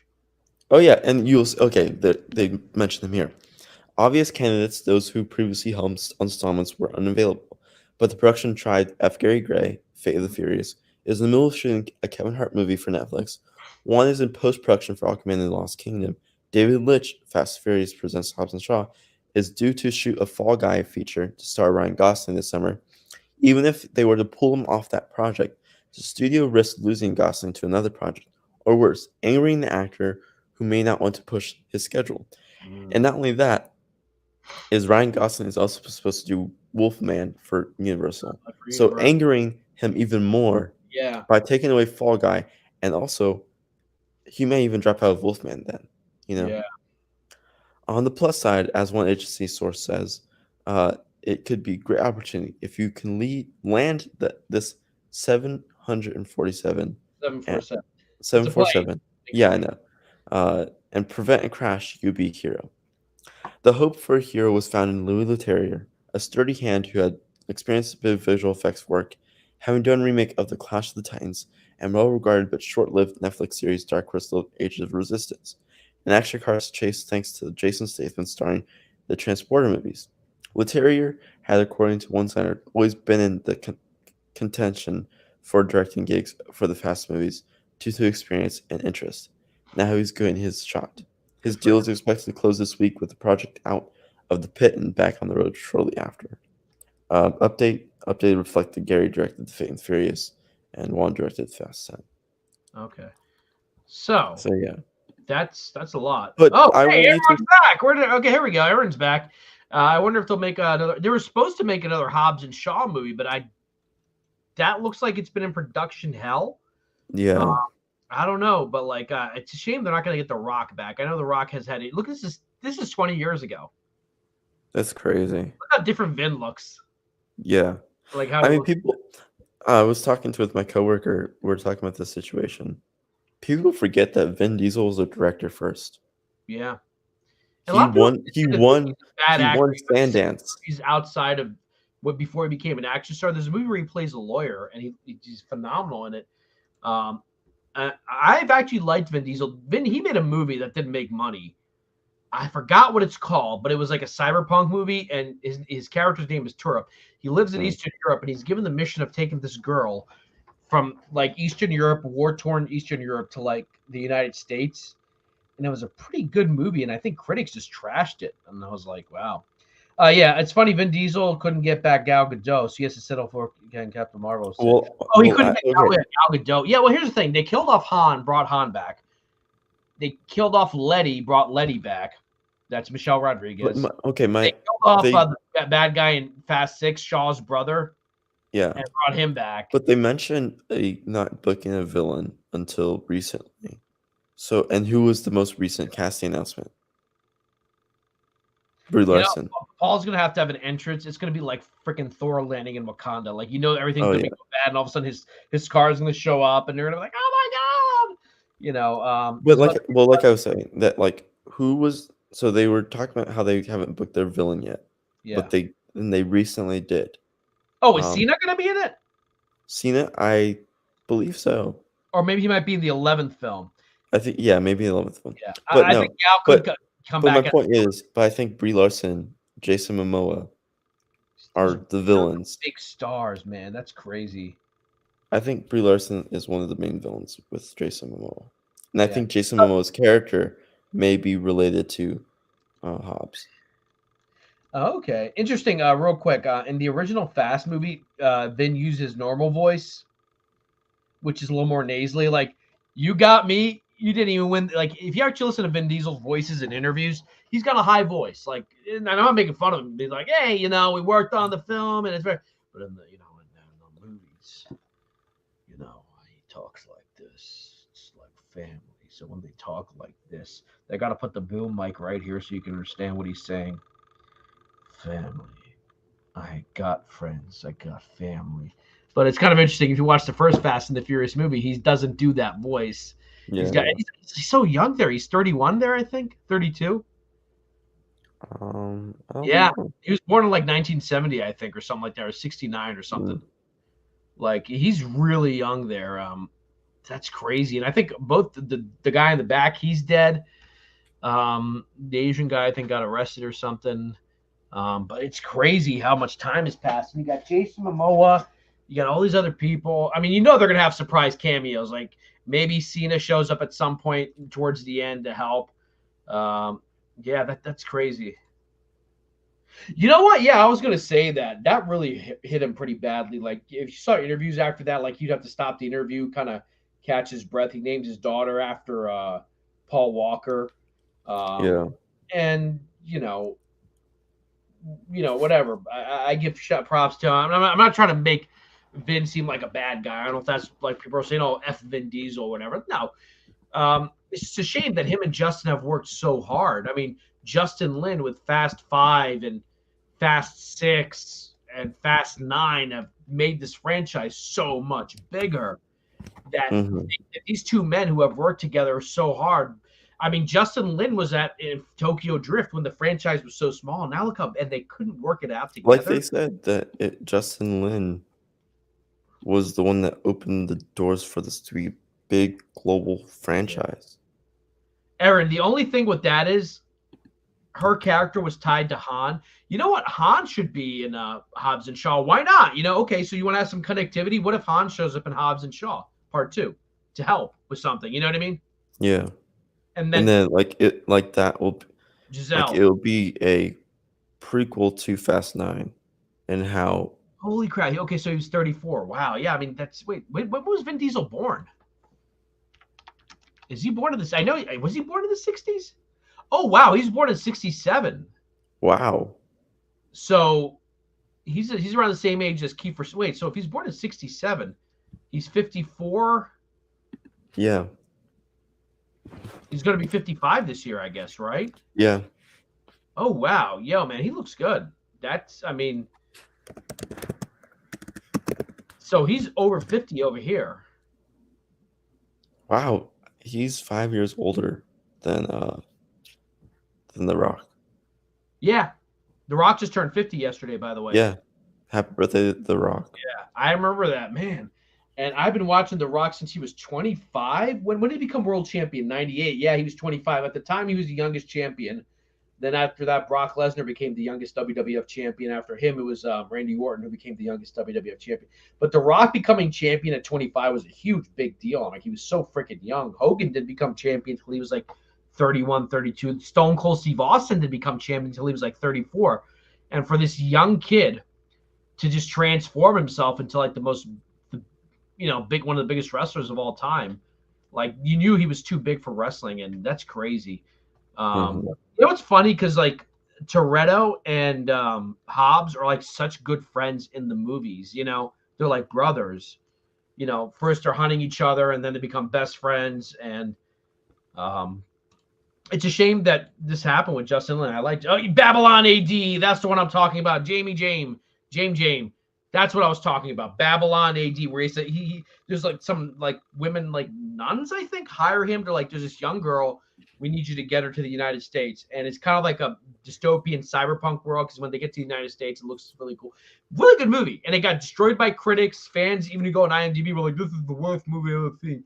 But like, I enjoyed it. Like, it was just Vin Diesel being Vin Diesel. Like, I'm going to kick your ass. I'm going to talk like this. It just works, Oh my God, he's also Groot. He's also Baby Groot. You know that, right? He's Groot as a whole. He's even the baby Groot in like Guardians 2, and teenage Groot in Infinity War and Endgame. That's still Vin Diesel. Yeah.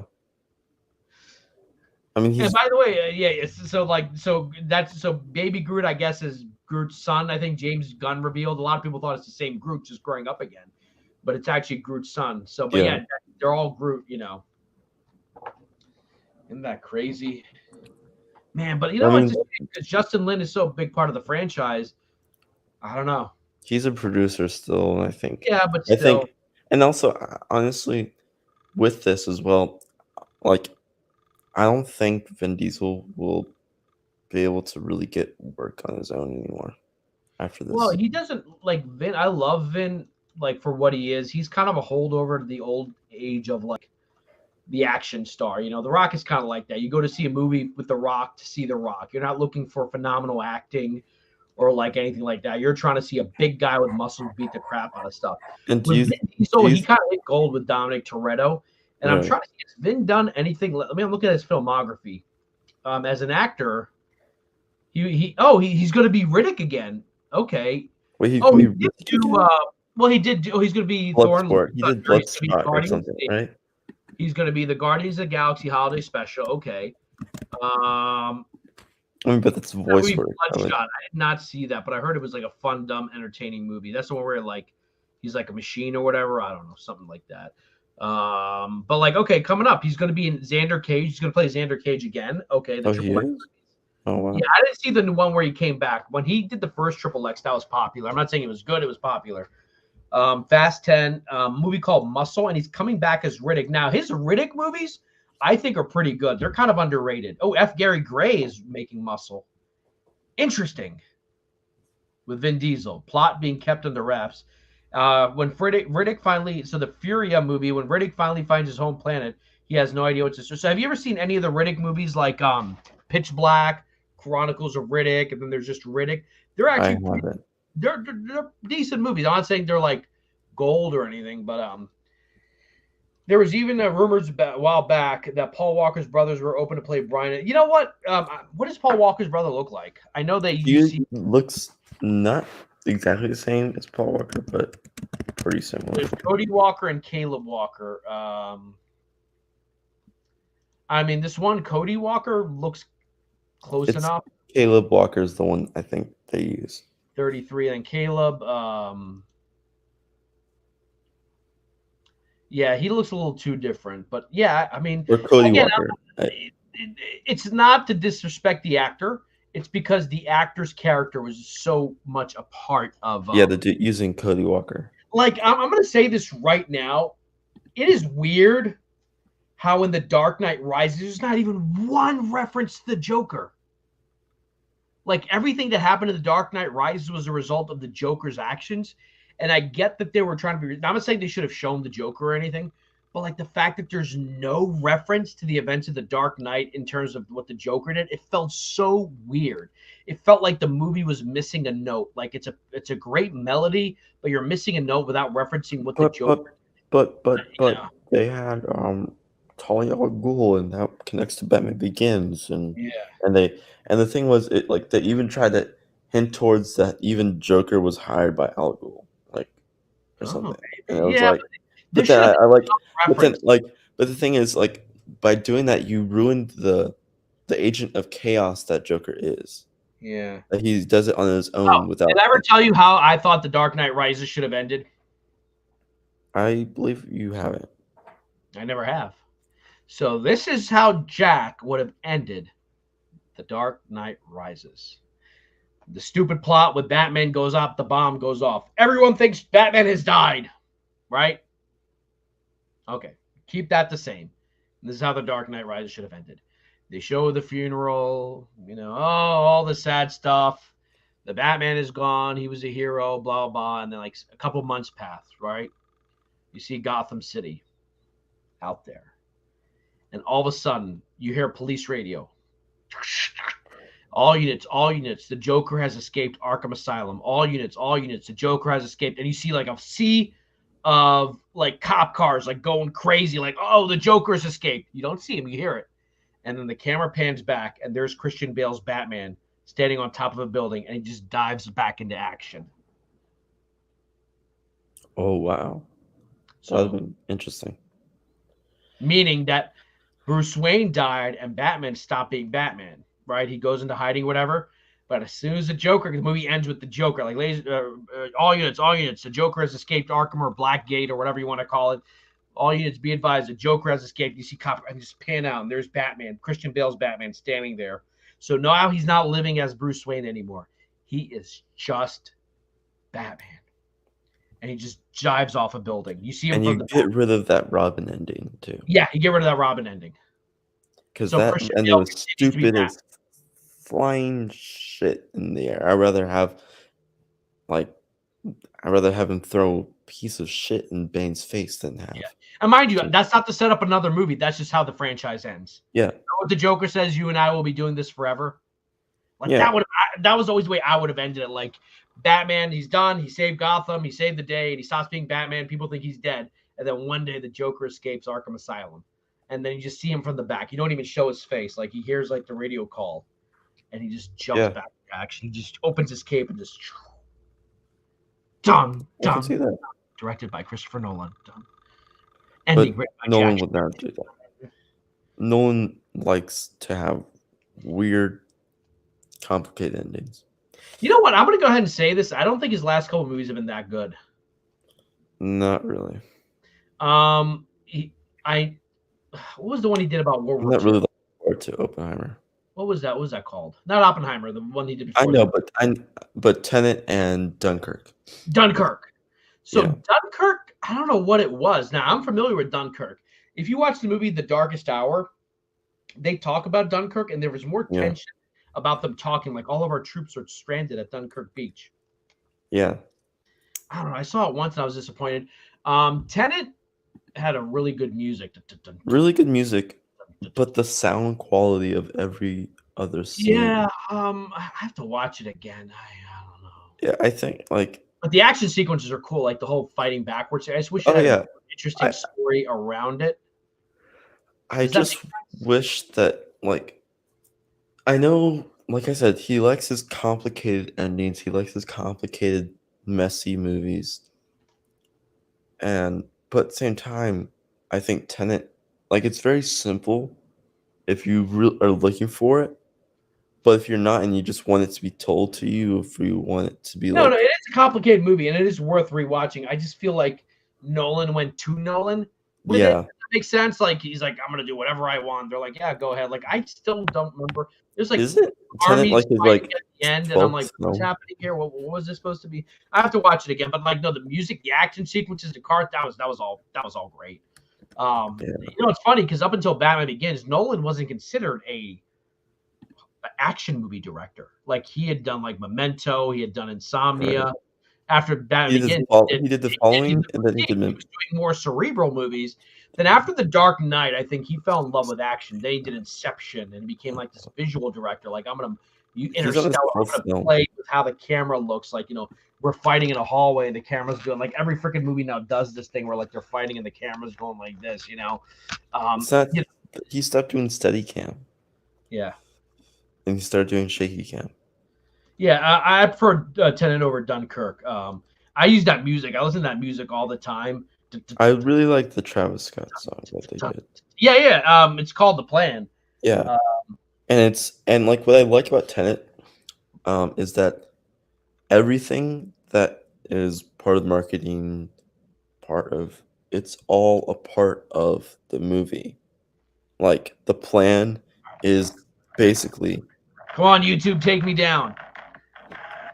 Can you hear that? yeah, like That's badass. Sorry, I just that music because you hear that music throughout the movie, and then when you hear Travis Scott rapping at the end, you're like, oh, this is a song, dude. yeah, Anytime I'm on the treadmill and I'm like, am I glitching by the way? Because I see our no, signal. you're not. Okay. Every time I'm on the treadmill, I'm like, I'm done. I'm done. I put that song on. I'm like, yeah, baby. Dun. It just gets my blood going. And Inception was great.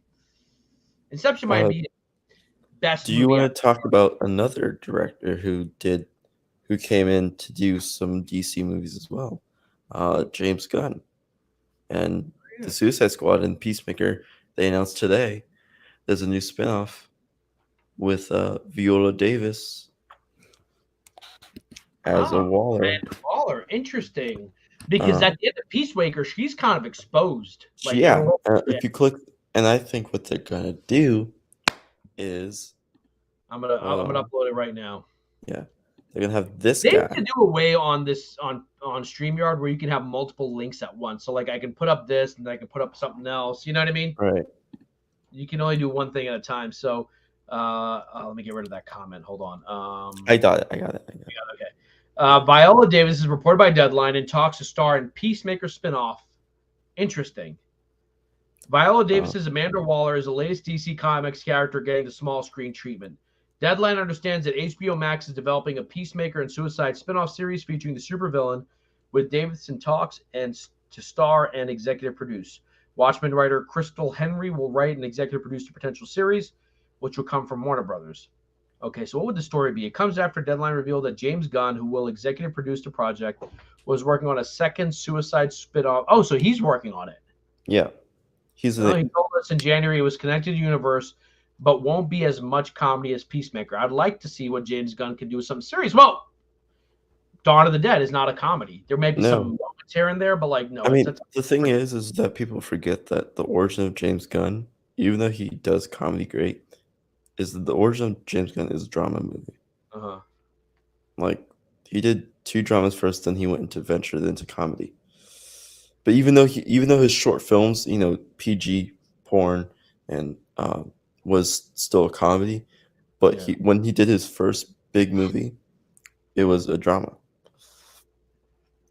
So, he remarks the latest role for Davis, who won an Oscar for performance in Fences, She recently starred as a Michelle Obama in the Showtime's First Lady, having been the lead in ABC's Shonda Rhimes' How to Get Away with Murder. Peacemaker was renewed for a second season, ended its first season with the biggest single-day audience for Max original series to date. Final finale, so that's important. Finale viewership was 44% above its series premiere. Now, here's what's interesting about Peacemaker. Peacemaker is the success that Suicide Squad should have been. The Suicide Squad should have been. Yeah. I hate to say it, unfortunately, it came out dual release. And I it think also came out during the height. negative press that no one was like average people. When I told them, like, people are like, "Hey, there's a new Suicide Squad movie." Like, I'm a guy who made Guardians of the Galaxy is directing it. But Peacemaker is going to make people go back and watch that movie. Yeah. Also, you remember also like not only that they didn't have good press for it because of the stigma of the first Suicide Squad movie. Yeah. You also it also didn't help. It was called The Suicide Squad. Right. They could have called it Suicide Squad Held to Pay. You ever seen that one? Yeah, but also are like Project Starfish, how they, Yeah. But I haven't watched that since it came out. I saw it in theaters.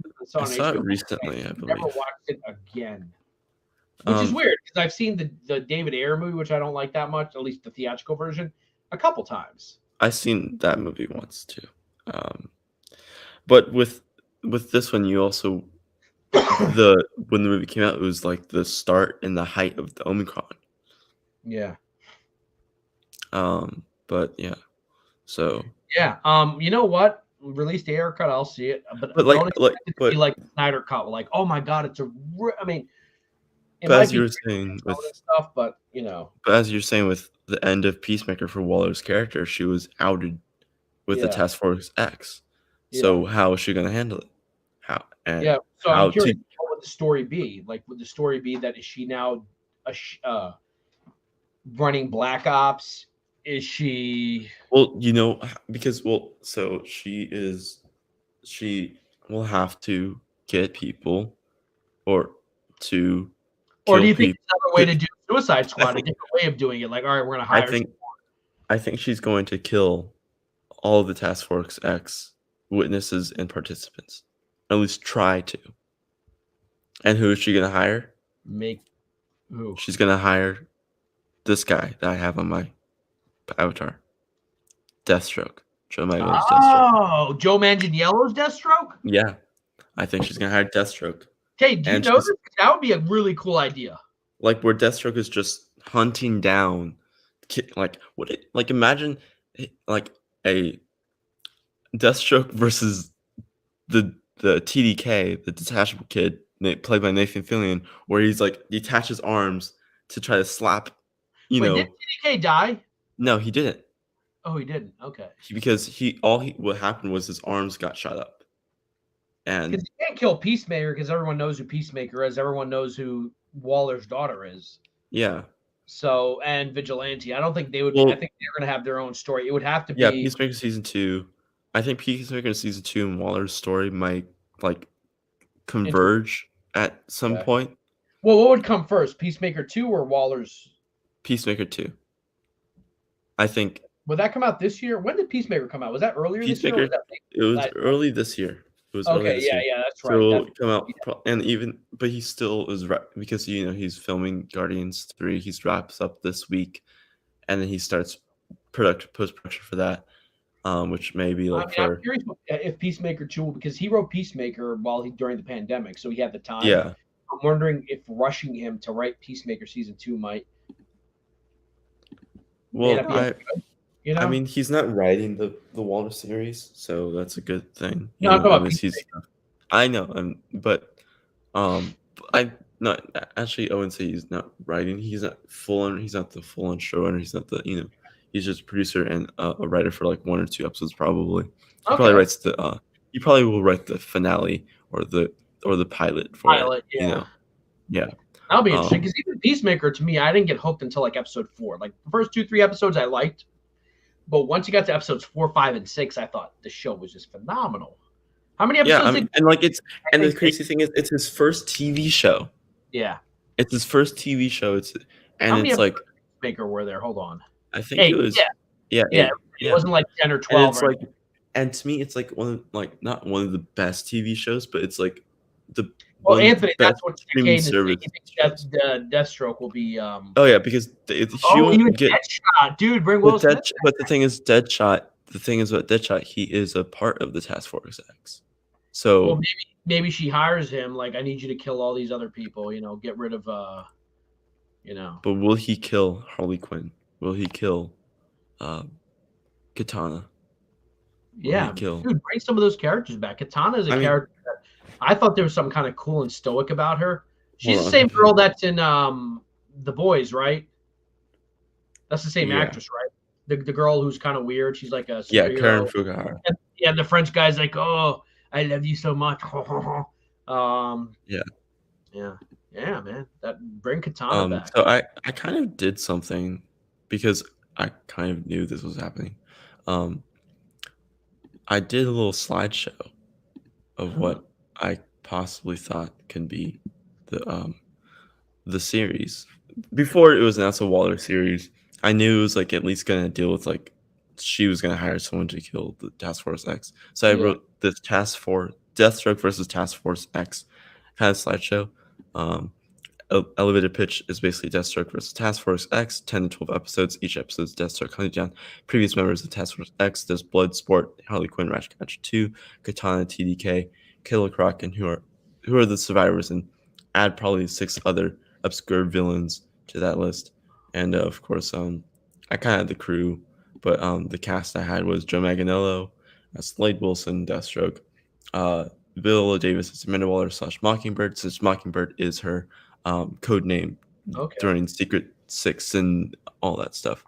Then you have Harley Quinn, Karen Fukuhara, Idris Elba coming back as Bloodsport, Daniela Melchior, Sylvester Stallone, Nathan Fillion, Sean Gunn, Adule Kanuye, Jibe.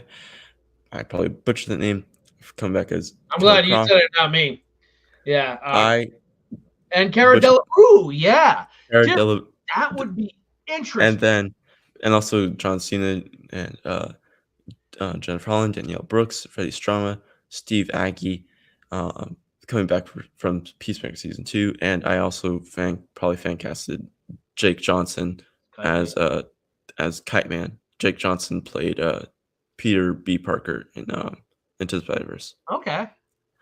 Chris Sullivan and James Gunn work together a lot, coming back as a Liam Gunhawk, who James Gunn once used for the Suicide Squad, which I think he can honestly say that these people are part of the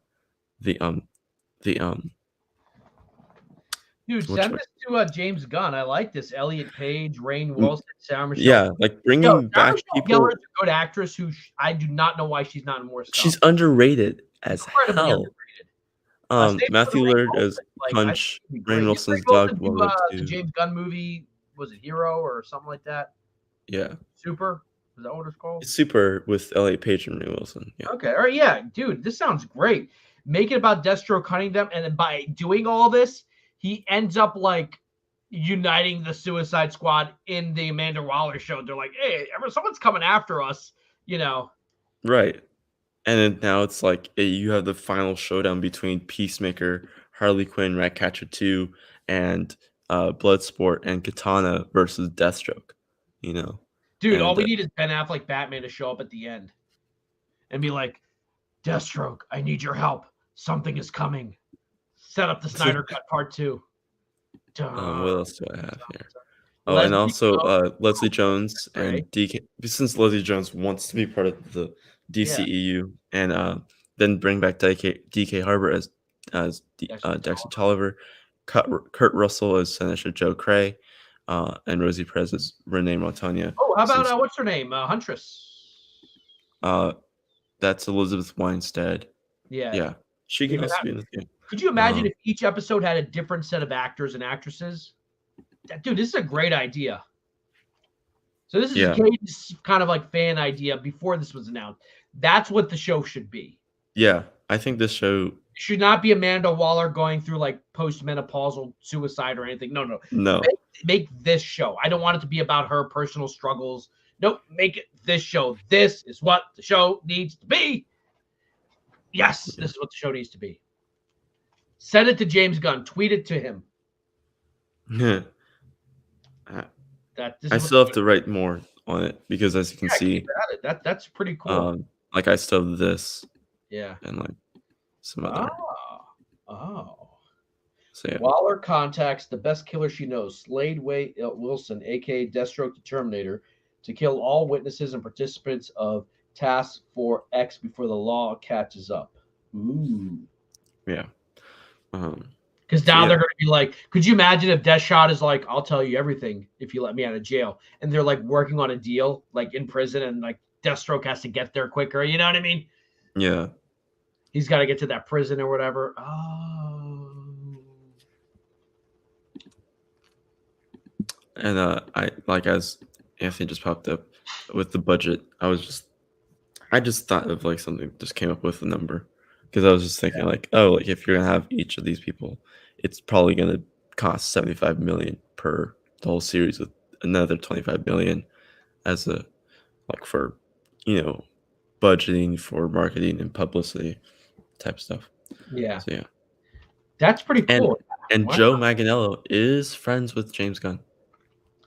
That's what people forget, that James Gunn and Joe are friends. Hardcore, Economos, Jake Johnson, Kite Man. Yeah. So yeah, I just came up with this, and That's as you pretty can cool. I like that idea.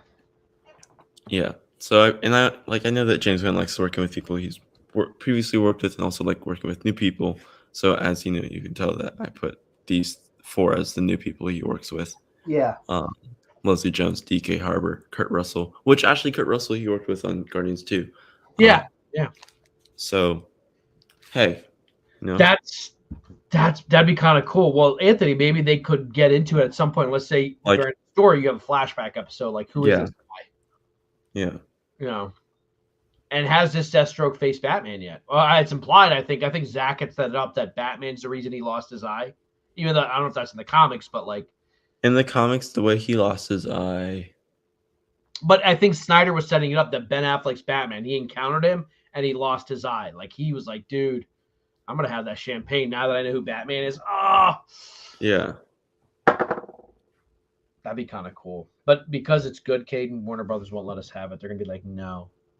Well, I think since it's James Gunn and it's gonna be the writer from Watchmen, and it's wait, writer from Watchmen. Are you talking about David Hayter?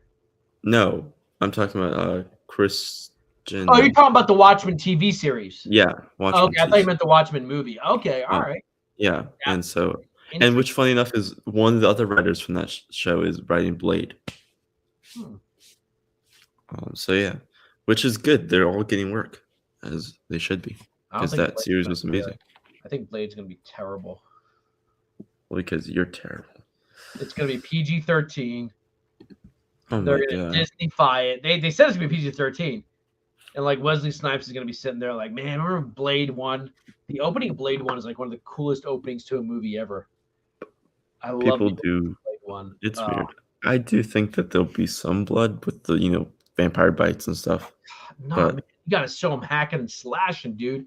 But vampires are dead and they don't have blood. No, they do.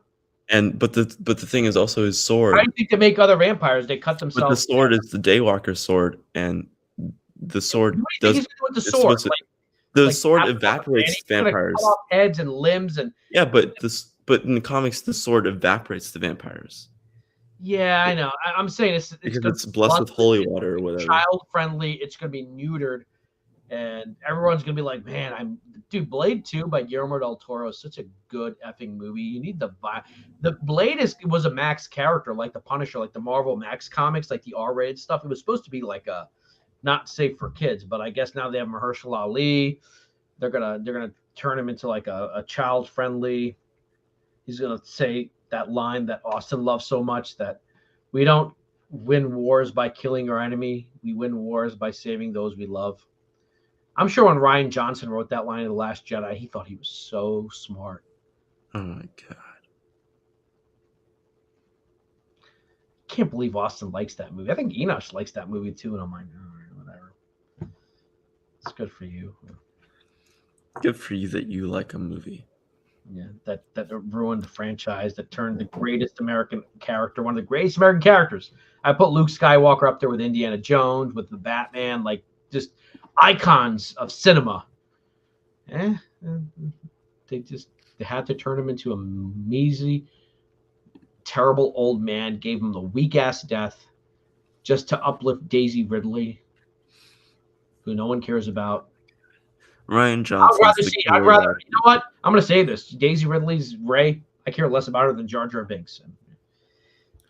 Do you think they did that, Anthony? Do you think Marvel would make a movie like the Batman or something in that vein? Children screaming and crying, and get over it, nerd. No, I'm not gonna get it. They stopped production all movies after that, and then Rise of Skywalker. I'm like, what were they thinking? But yeah, Blade will be Mahershala Ali. They're gonna do vampires. They're gonna make all wimpy and stuff. They're gonna be like the Twilight vampires. Remember the vampires in the first Blade movie? They were like killing people left and right. They were violent. They were scary. Now they're gonna be like the Twilight vampires. Like your skin sparkles, and Blade's gonna lock him up and hand him over to the NYPD because he doesn't want to kill vampires because that'd be wrong. Sending a bad message. He kills vampires because they killed his father figure. Oh, Whistler? Whistler, which is was created for that movie. I wish I could make a poster out of this quote and just have it like a plane fly by Austin's house. Oh my god! You know what? We'll talk about it after. We'll talk about it after. Yeah, wherever the hell Austin. Where the hell is Austin? Wasn't he tweeting yesterday or like texting us? He wanted to he was going to do the show today. Oh man, I hope you know what let me see. Yeah, had the full. Yeah, I'm looking at it crazy. Yeah, Austin was talking to us last night. Oh well, something might have happened. Yeah, so just keep him in your thoughts. So, anyway, I gotta go to work and host trivia. I'm gonna text him saying, "Where are you, bitch?" Yeah, he's probably gonna be mad. He's gonna be like, "Oh, I'm offended. King can't talk to me. I'm your elder." Oh, so. All right, guys. Wow, this show went a little bit longer than I thought. We only did 2 topics, but that's pretty cool how we were able to stretch that out. 3. Amanda Waller. Yeah. We did wait. What did we do? We did Justin Lin. We did. Oh my god. Doctor Strange. Doctor Strange. I totally forgot. Justin Lin. Doctor Strange made me forget that we talked about Doctor Strange. You know what? Because the Justin Lin thing was more interesting than the Doctor. It was, honestly. I mean, like, the thing, because reading reviews for a movie, especially when people don't understand, like, what the movie is for, it's just boring, because it's like... Well, no, I still want to get an idea. Yeah. I just think it's like, okay, we understand that you don't understand this. Like... Are you opening a box or something? No, it's a paper towel, and I'm wiping my keyboard. I folded it into like a thin piece, and then I was like wiping it like across. Anyway, I gotta get to work, and then I gotta wake up early in the morning. I got 3 meetings, virtual meetings tomorrow. Anyway, guys, thanks for those of you who tuned in. I appreciate you guys being here. Look, whether we have an energetic episode or we have a slower episode, it doesn't matter. We're here for you. We do it for you. And we appreciate it. Yeah, no, I'm not gonna say that. I was like, We do it for the lounge. But make sure to check out the midnight shows. I think you and there was a pretty interesting show last night, I hear. Like, it got kind of political almost, and it was kind of interesting. Yeah, we did start talking politics near the end. Yeah. Austin like loves Roe v. Wade and wants like dead babies everywhere, and just oh my god! I think that is the most shocking news. When I saw that, I was like, "What?" But like, honestly, that opens a can of worms. That damn, that's actually because I remember I went to Catholic school. They always talked about Roe v. Wade, and we're just like, whatever. It's just part of life, whether you're for or against abortion, it's just part of life. I mean, like the thing is I think overturned. It's like. The thing is, I will say this: if it is overturned, chances are like. Well, it is in June. 40 to 50, if it were overturned, like they did, it's the decision hasn't been official yet. Yeah, right? but they have the decision in June. Yeah, chances are, abortion will probably be legal in like 40, 5 states. It's not like it's going to be gone forever. It just means the states will decide. It'll be new era in American politics and culture. But I mean, looking at the states that already are like against abortion generally are Texas. like southern states where you have a Yeah, lot of Christian conservatives, like yeah. Pennsylvania, which is kind of like a purple state. A lot of times it's usually blue. Someone but had a map. I had it's it and I probably like forgot. around there. But that's I tore down the monument in Fortnite. Oh, okay, cool, man. But anyway, yeah, no, I mean that was a cool show. I didn't see it, but I was talking to Enosh about today's show, and he was telling me like, oh, we went to like 5 a.m. I was like, oh damn. Yeah, we talked politics. It was a good conversation. I mean, like, that was one thing. Remember Ty had a morning pod show that was supposed to be everything and anything. I was like, oh, that if he had kept doing that, that would have been something kind of cool. Like, talk about anything, And yeah. the thing with politics is it's too divisive, because I mean, like, as long as divisive, but like as long as everyone like, I think Enoch said it best. As long as everyone understands that everyone has a right as a human right yeah, to everything and anything, then we will be in a better place. But there's some people who, believe that this certain group of people shouldn't be doing that, but only these people should. Like, yeah. why? Everyone should be able to do everything. Caden wants to kill babies. That's a bastard. Oh my God, no! Caden believes that abortion should be allowed up to 2 years after the baby is born. If a woman wants to have an abortion, she should be able to. Yeah. I'm surprised this happened. Like, because right now it looks like the Republicans are going to win big in November. This changes the tide. I mean, the thing is, it's bad news for them. Like, this is going to give the Democrats momentum to maybe hold on to the House and Senate. Well, they barely have. I think. I don't know. It goes into the fact that we had a small-minded TV reality star who wanted to run for president and won, and then we have a Joe Fixit guy who said that he was going to codify the Roe versus Wade and didn't. He doesn't know where he is. I feel bad for him. So I grew up watching Joe Biden. I wanted Joe Biden to run in 2008, and he actually lost the primaries. But like, he's not who he was even 10 years ago. Like, and that's a shame because he at one point was a really powerful senator, and he should have run in 2016. He was told not to. When he came out, I remember on the White House lawn, he says, "I've decided I'm not going to run in 2016." I'm like, what? Because he should have. But at the same time, we want Hillary to win, and then look how that backfired. Yeah, and well, they because they gave her lots of money. Yeah, they gave her more. He would have won, and he would probably been a better. They took a quarter of Bernie's money for his running and gave it to Hillary. Yeah, because the Democrats hate Bernie. When Bernie announced he was running again, I'm like, oh, he's going to be the DNC nominee. He's just too popular, and I was shocked. Because the DNC don't like Bernie. Well, here's the thing. It's not even because I'll tell you why. It's the socialist average.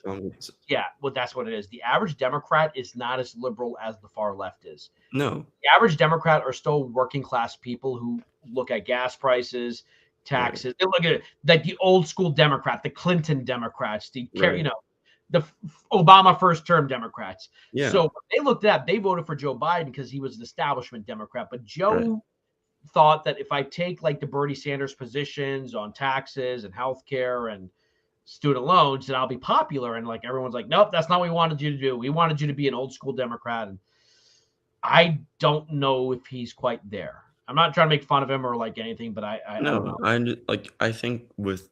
Could you imagine if Hillary becomes the nominee and she runs against Trump again in 2024? You know how nuts that would be? The sequel, Drago versus Rocky Part 2. That'd be crazy. That would be crazy. Could you imagine getting the sequel, the biggest sequel since Avatar 2? Wow. Those debates would be fun to watch. It'd be terrible for the country, but just to. Joe says, I'm stepping down, but I'm giving my job to someone else. And here comes Hillary. He's like, hi, Donald. This time. Honestly, I think at this point, I would honestly take Hillary at this point.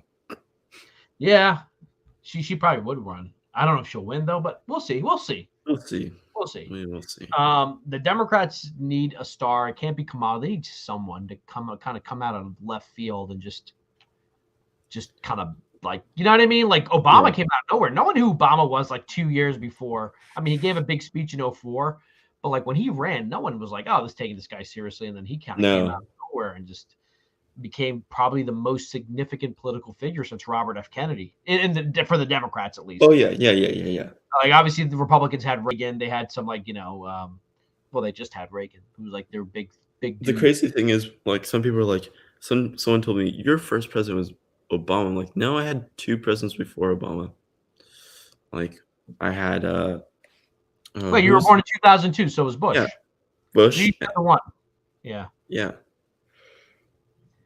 That guy was a terrible. So every time people say Trump is the worst president, like, dude, you have no idea how bad Bush was. He got us into 2 wars. He had the housing crisis. Gas prices were kind of like what they are now, and the guy just did not know what he was doing.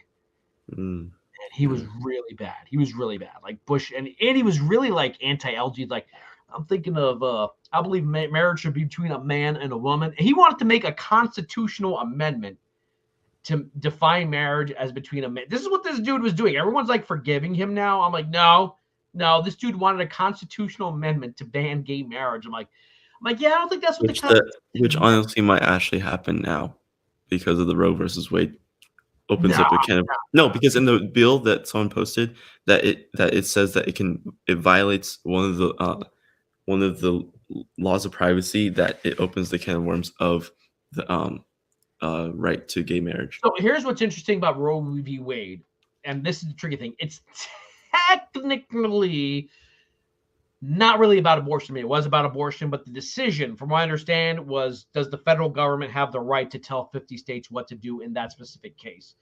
So overturning it doesn't end abortion, and I'm going to tell you right now, once it goes to the states, at some point, it'll be like 40 out of 50 states, 10 out of 50 won't have abortion, and eventually all of them will. Right. Like, well, because on the legal draft that leaked, opinion explicitly criticizes Lawrence versus Texas and Obergefell versus Hodges. Yeah. He says that like abortion, these decisions protect phony rights that aren't deeply rooted in history. I think that if those justices are smart, here's the thing: abortion, believe it or not, is still very decisive in America. Like if you actually look at polling, it always fluctuates. Like it'll be like 49 against, 51 for. Right. And it's like this. Like you might get the impression that most people are for abortion, but a lot of people will say they're for it, but they don't think it's a good thing. That's the thing. I think if they were to overturn gay marriage, what was that, 2014, I think? I was hosting trivia and I announced it like on my phone. I'm like, hey, Supreme Court has now legalized gay marriage. If they were to overturn that, that would destroy the Republican Party.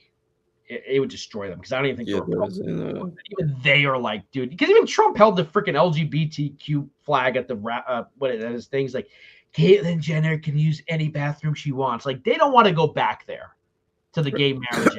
Let it go. They know they lost it and move on, and that's a good thing. They moved on. Even now, like now they're more libertarian. Like, well, what 2 men and 2 women want to do has nothing to do with me. I'm like, yes, thank you for coming over to this side. It only took you 30 years to get there. But I if they were to do that, I would I don't know, what could I do? I'll vote for AOC for president.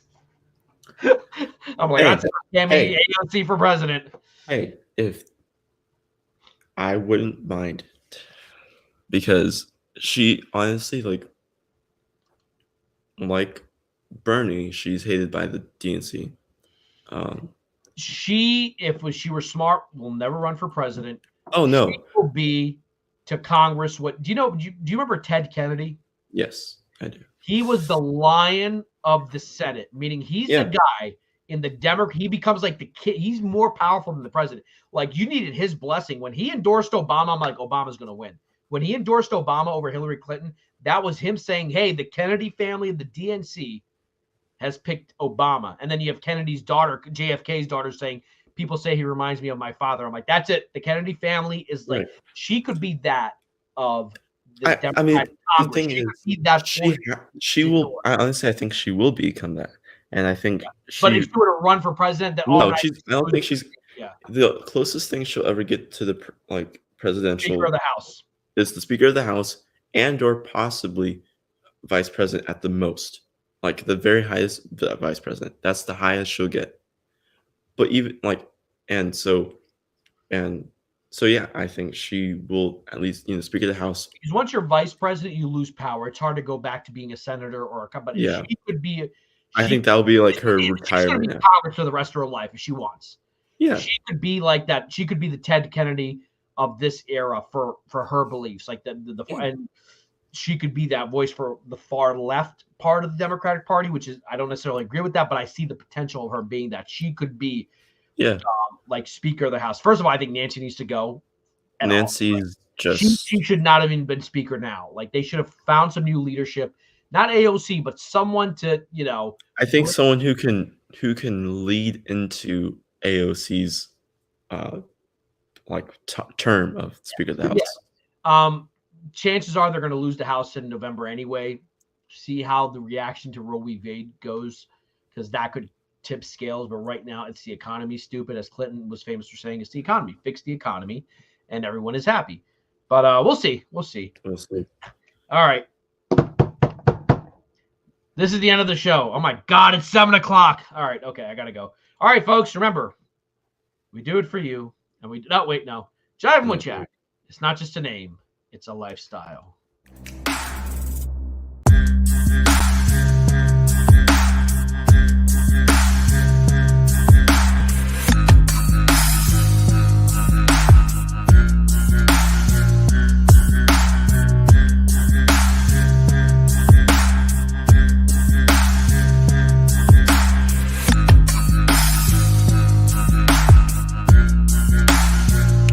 Get Jivin.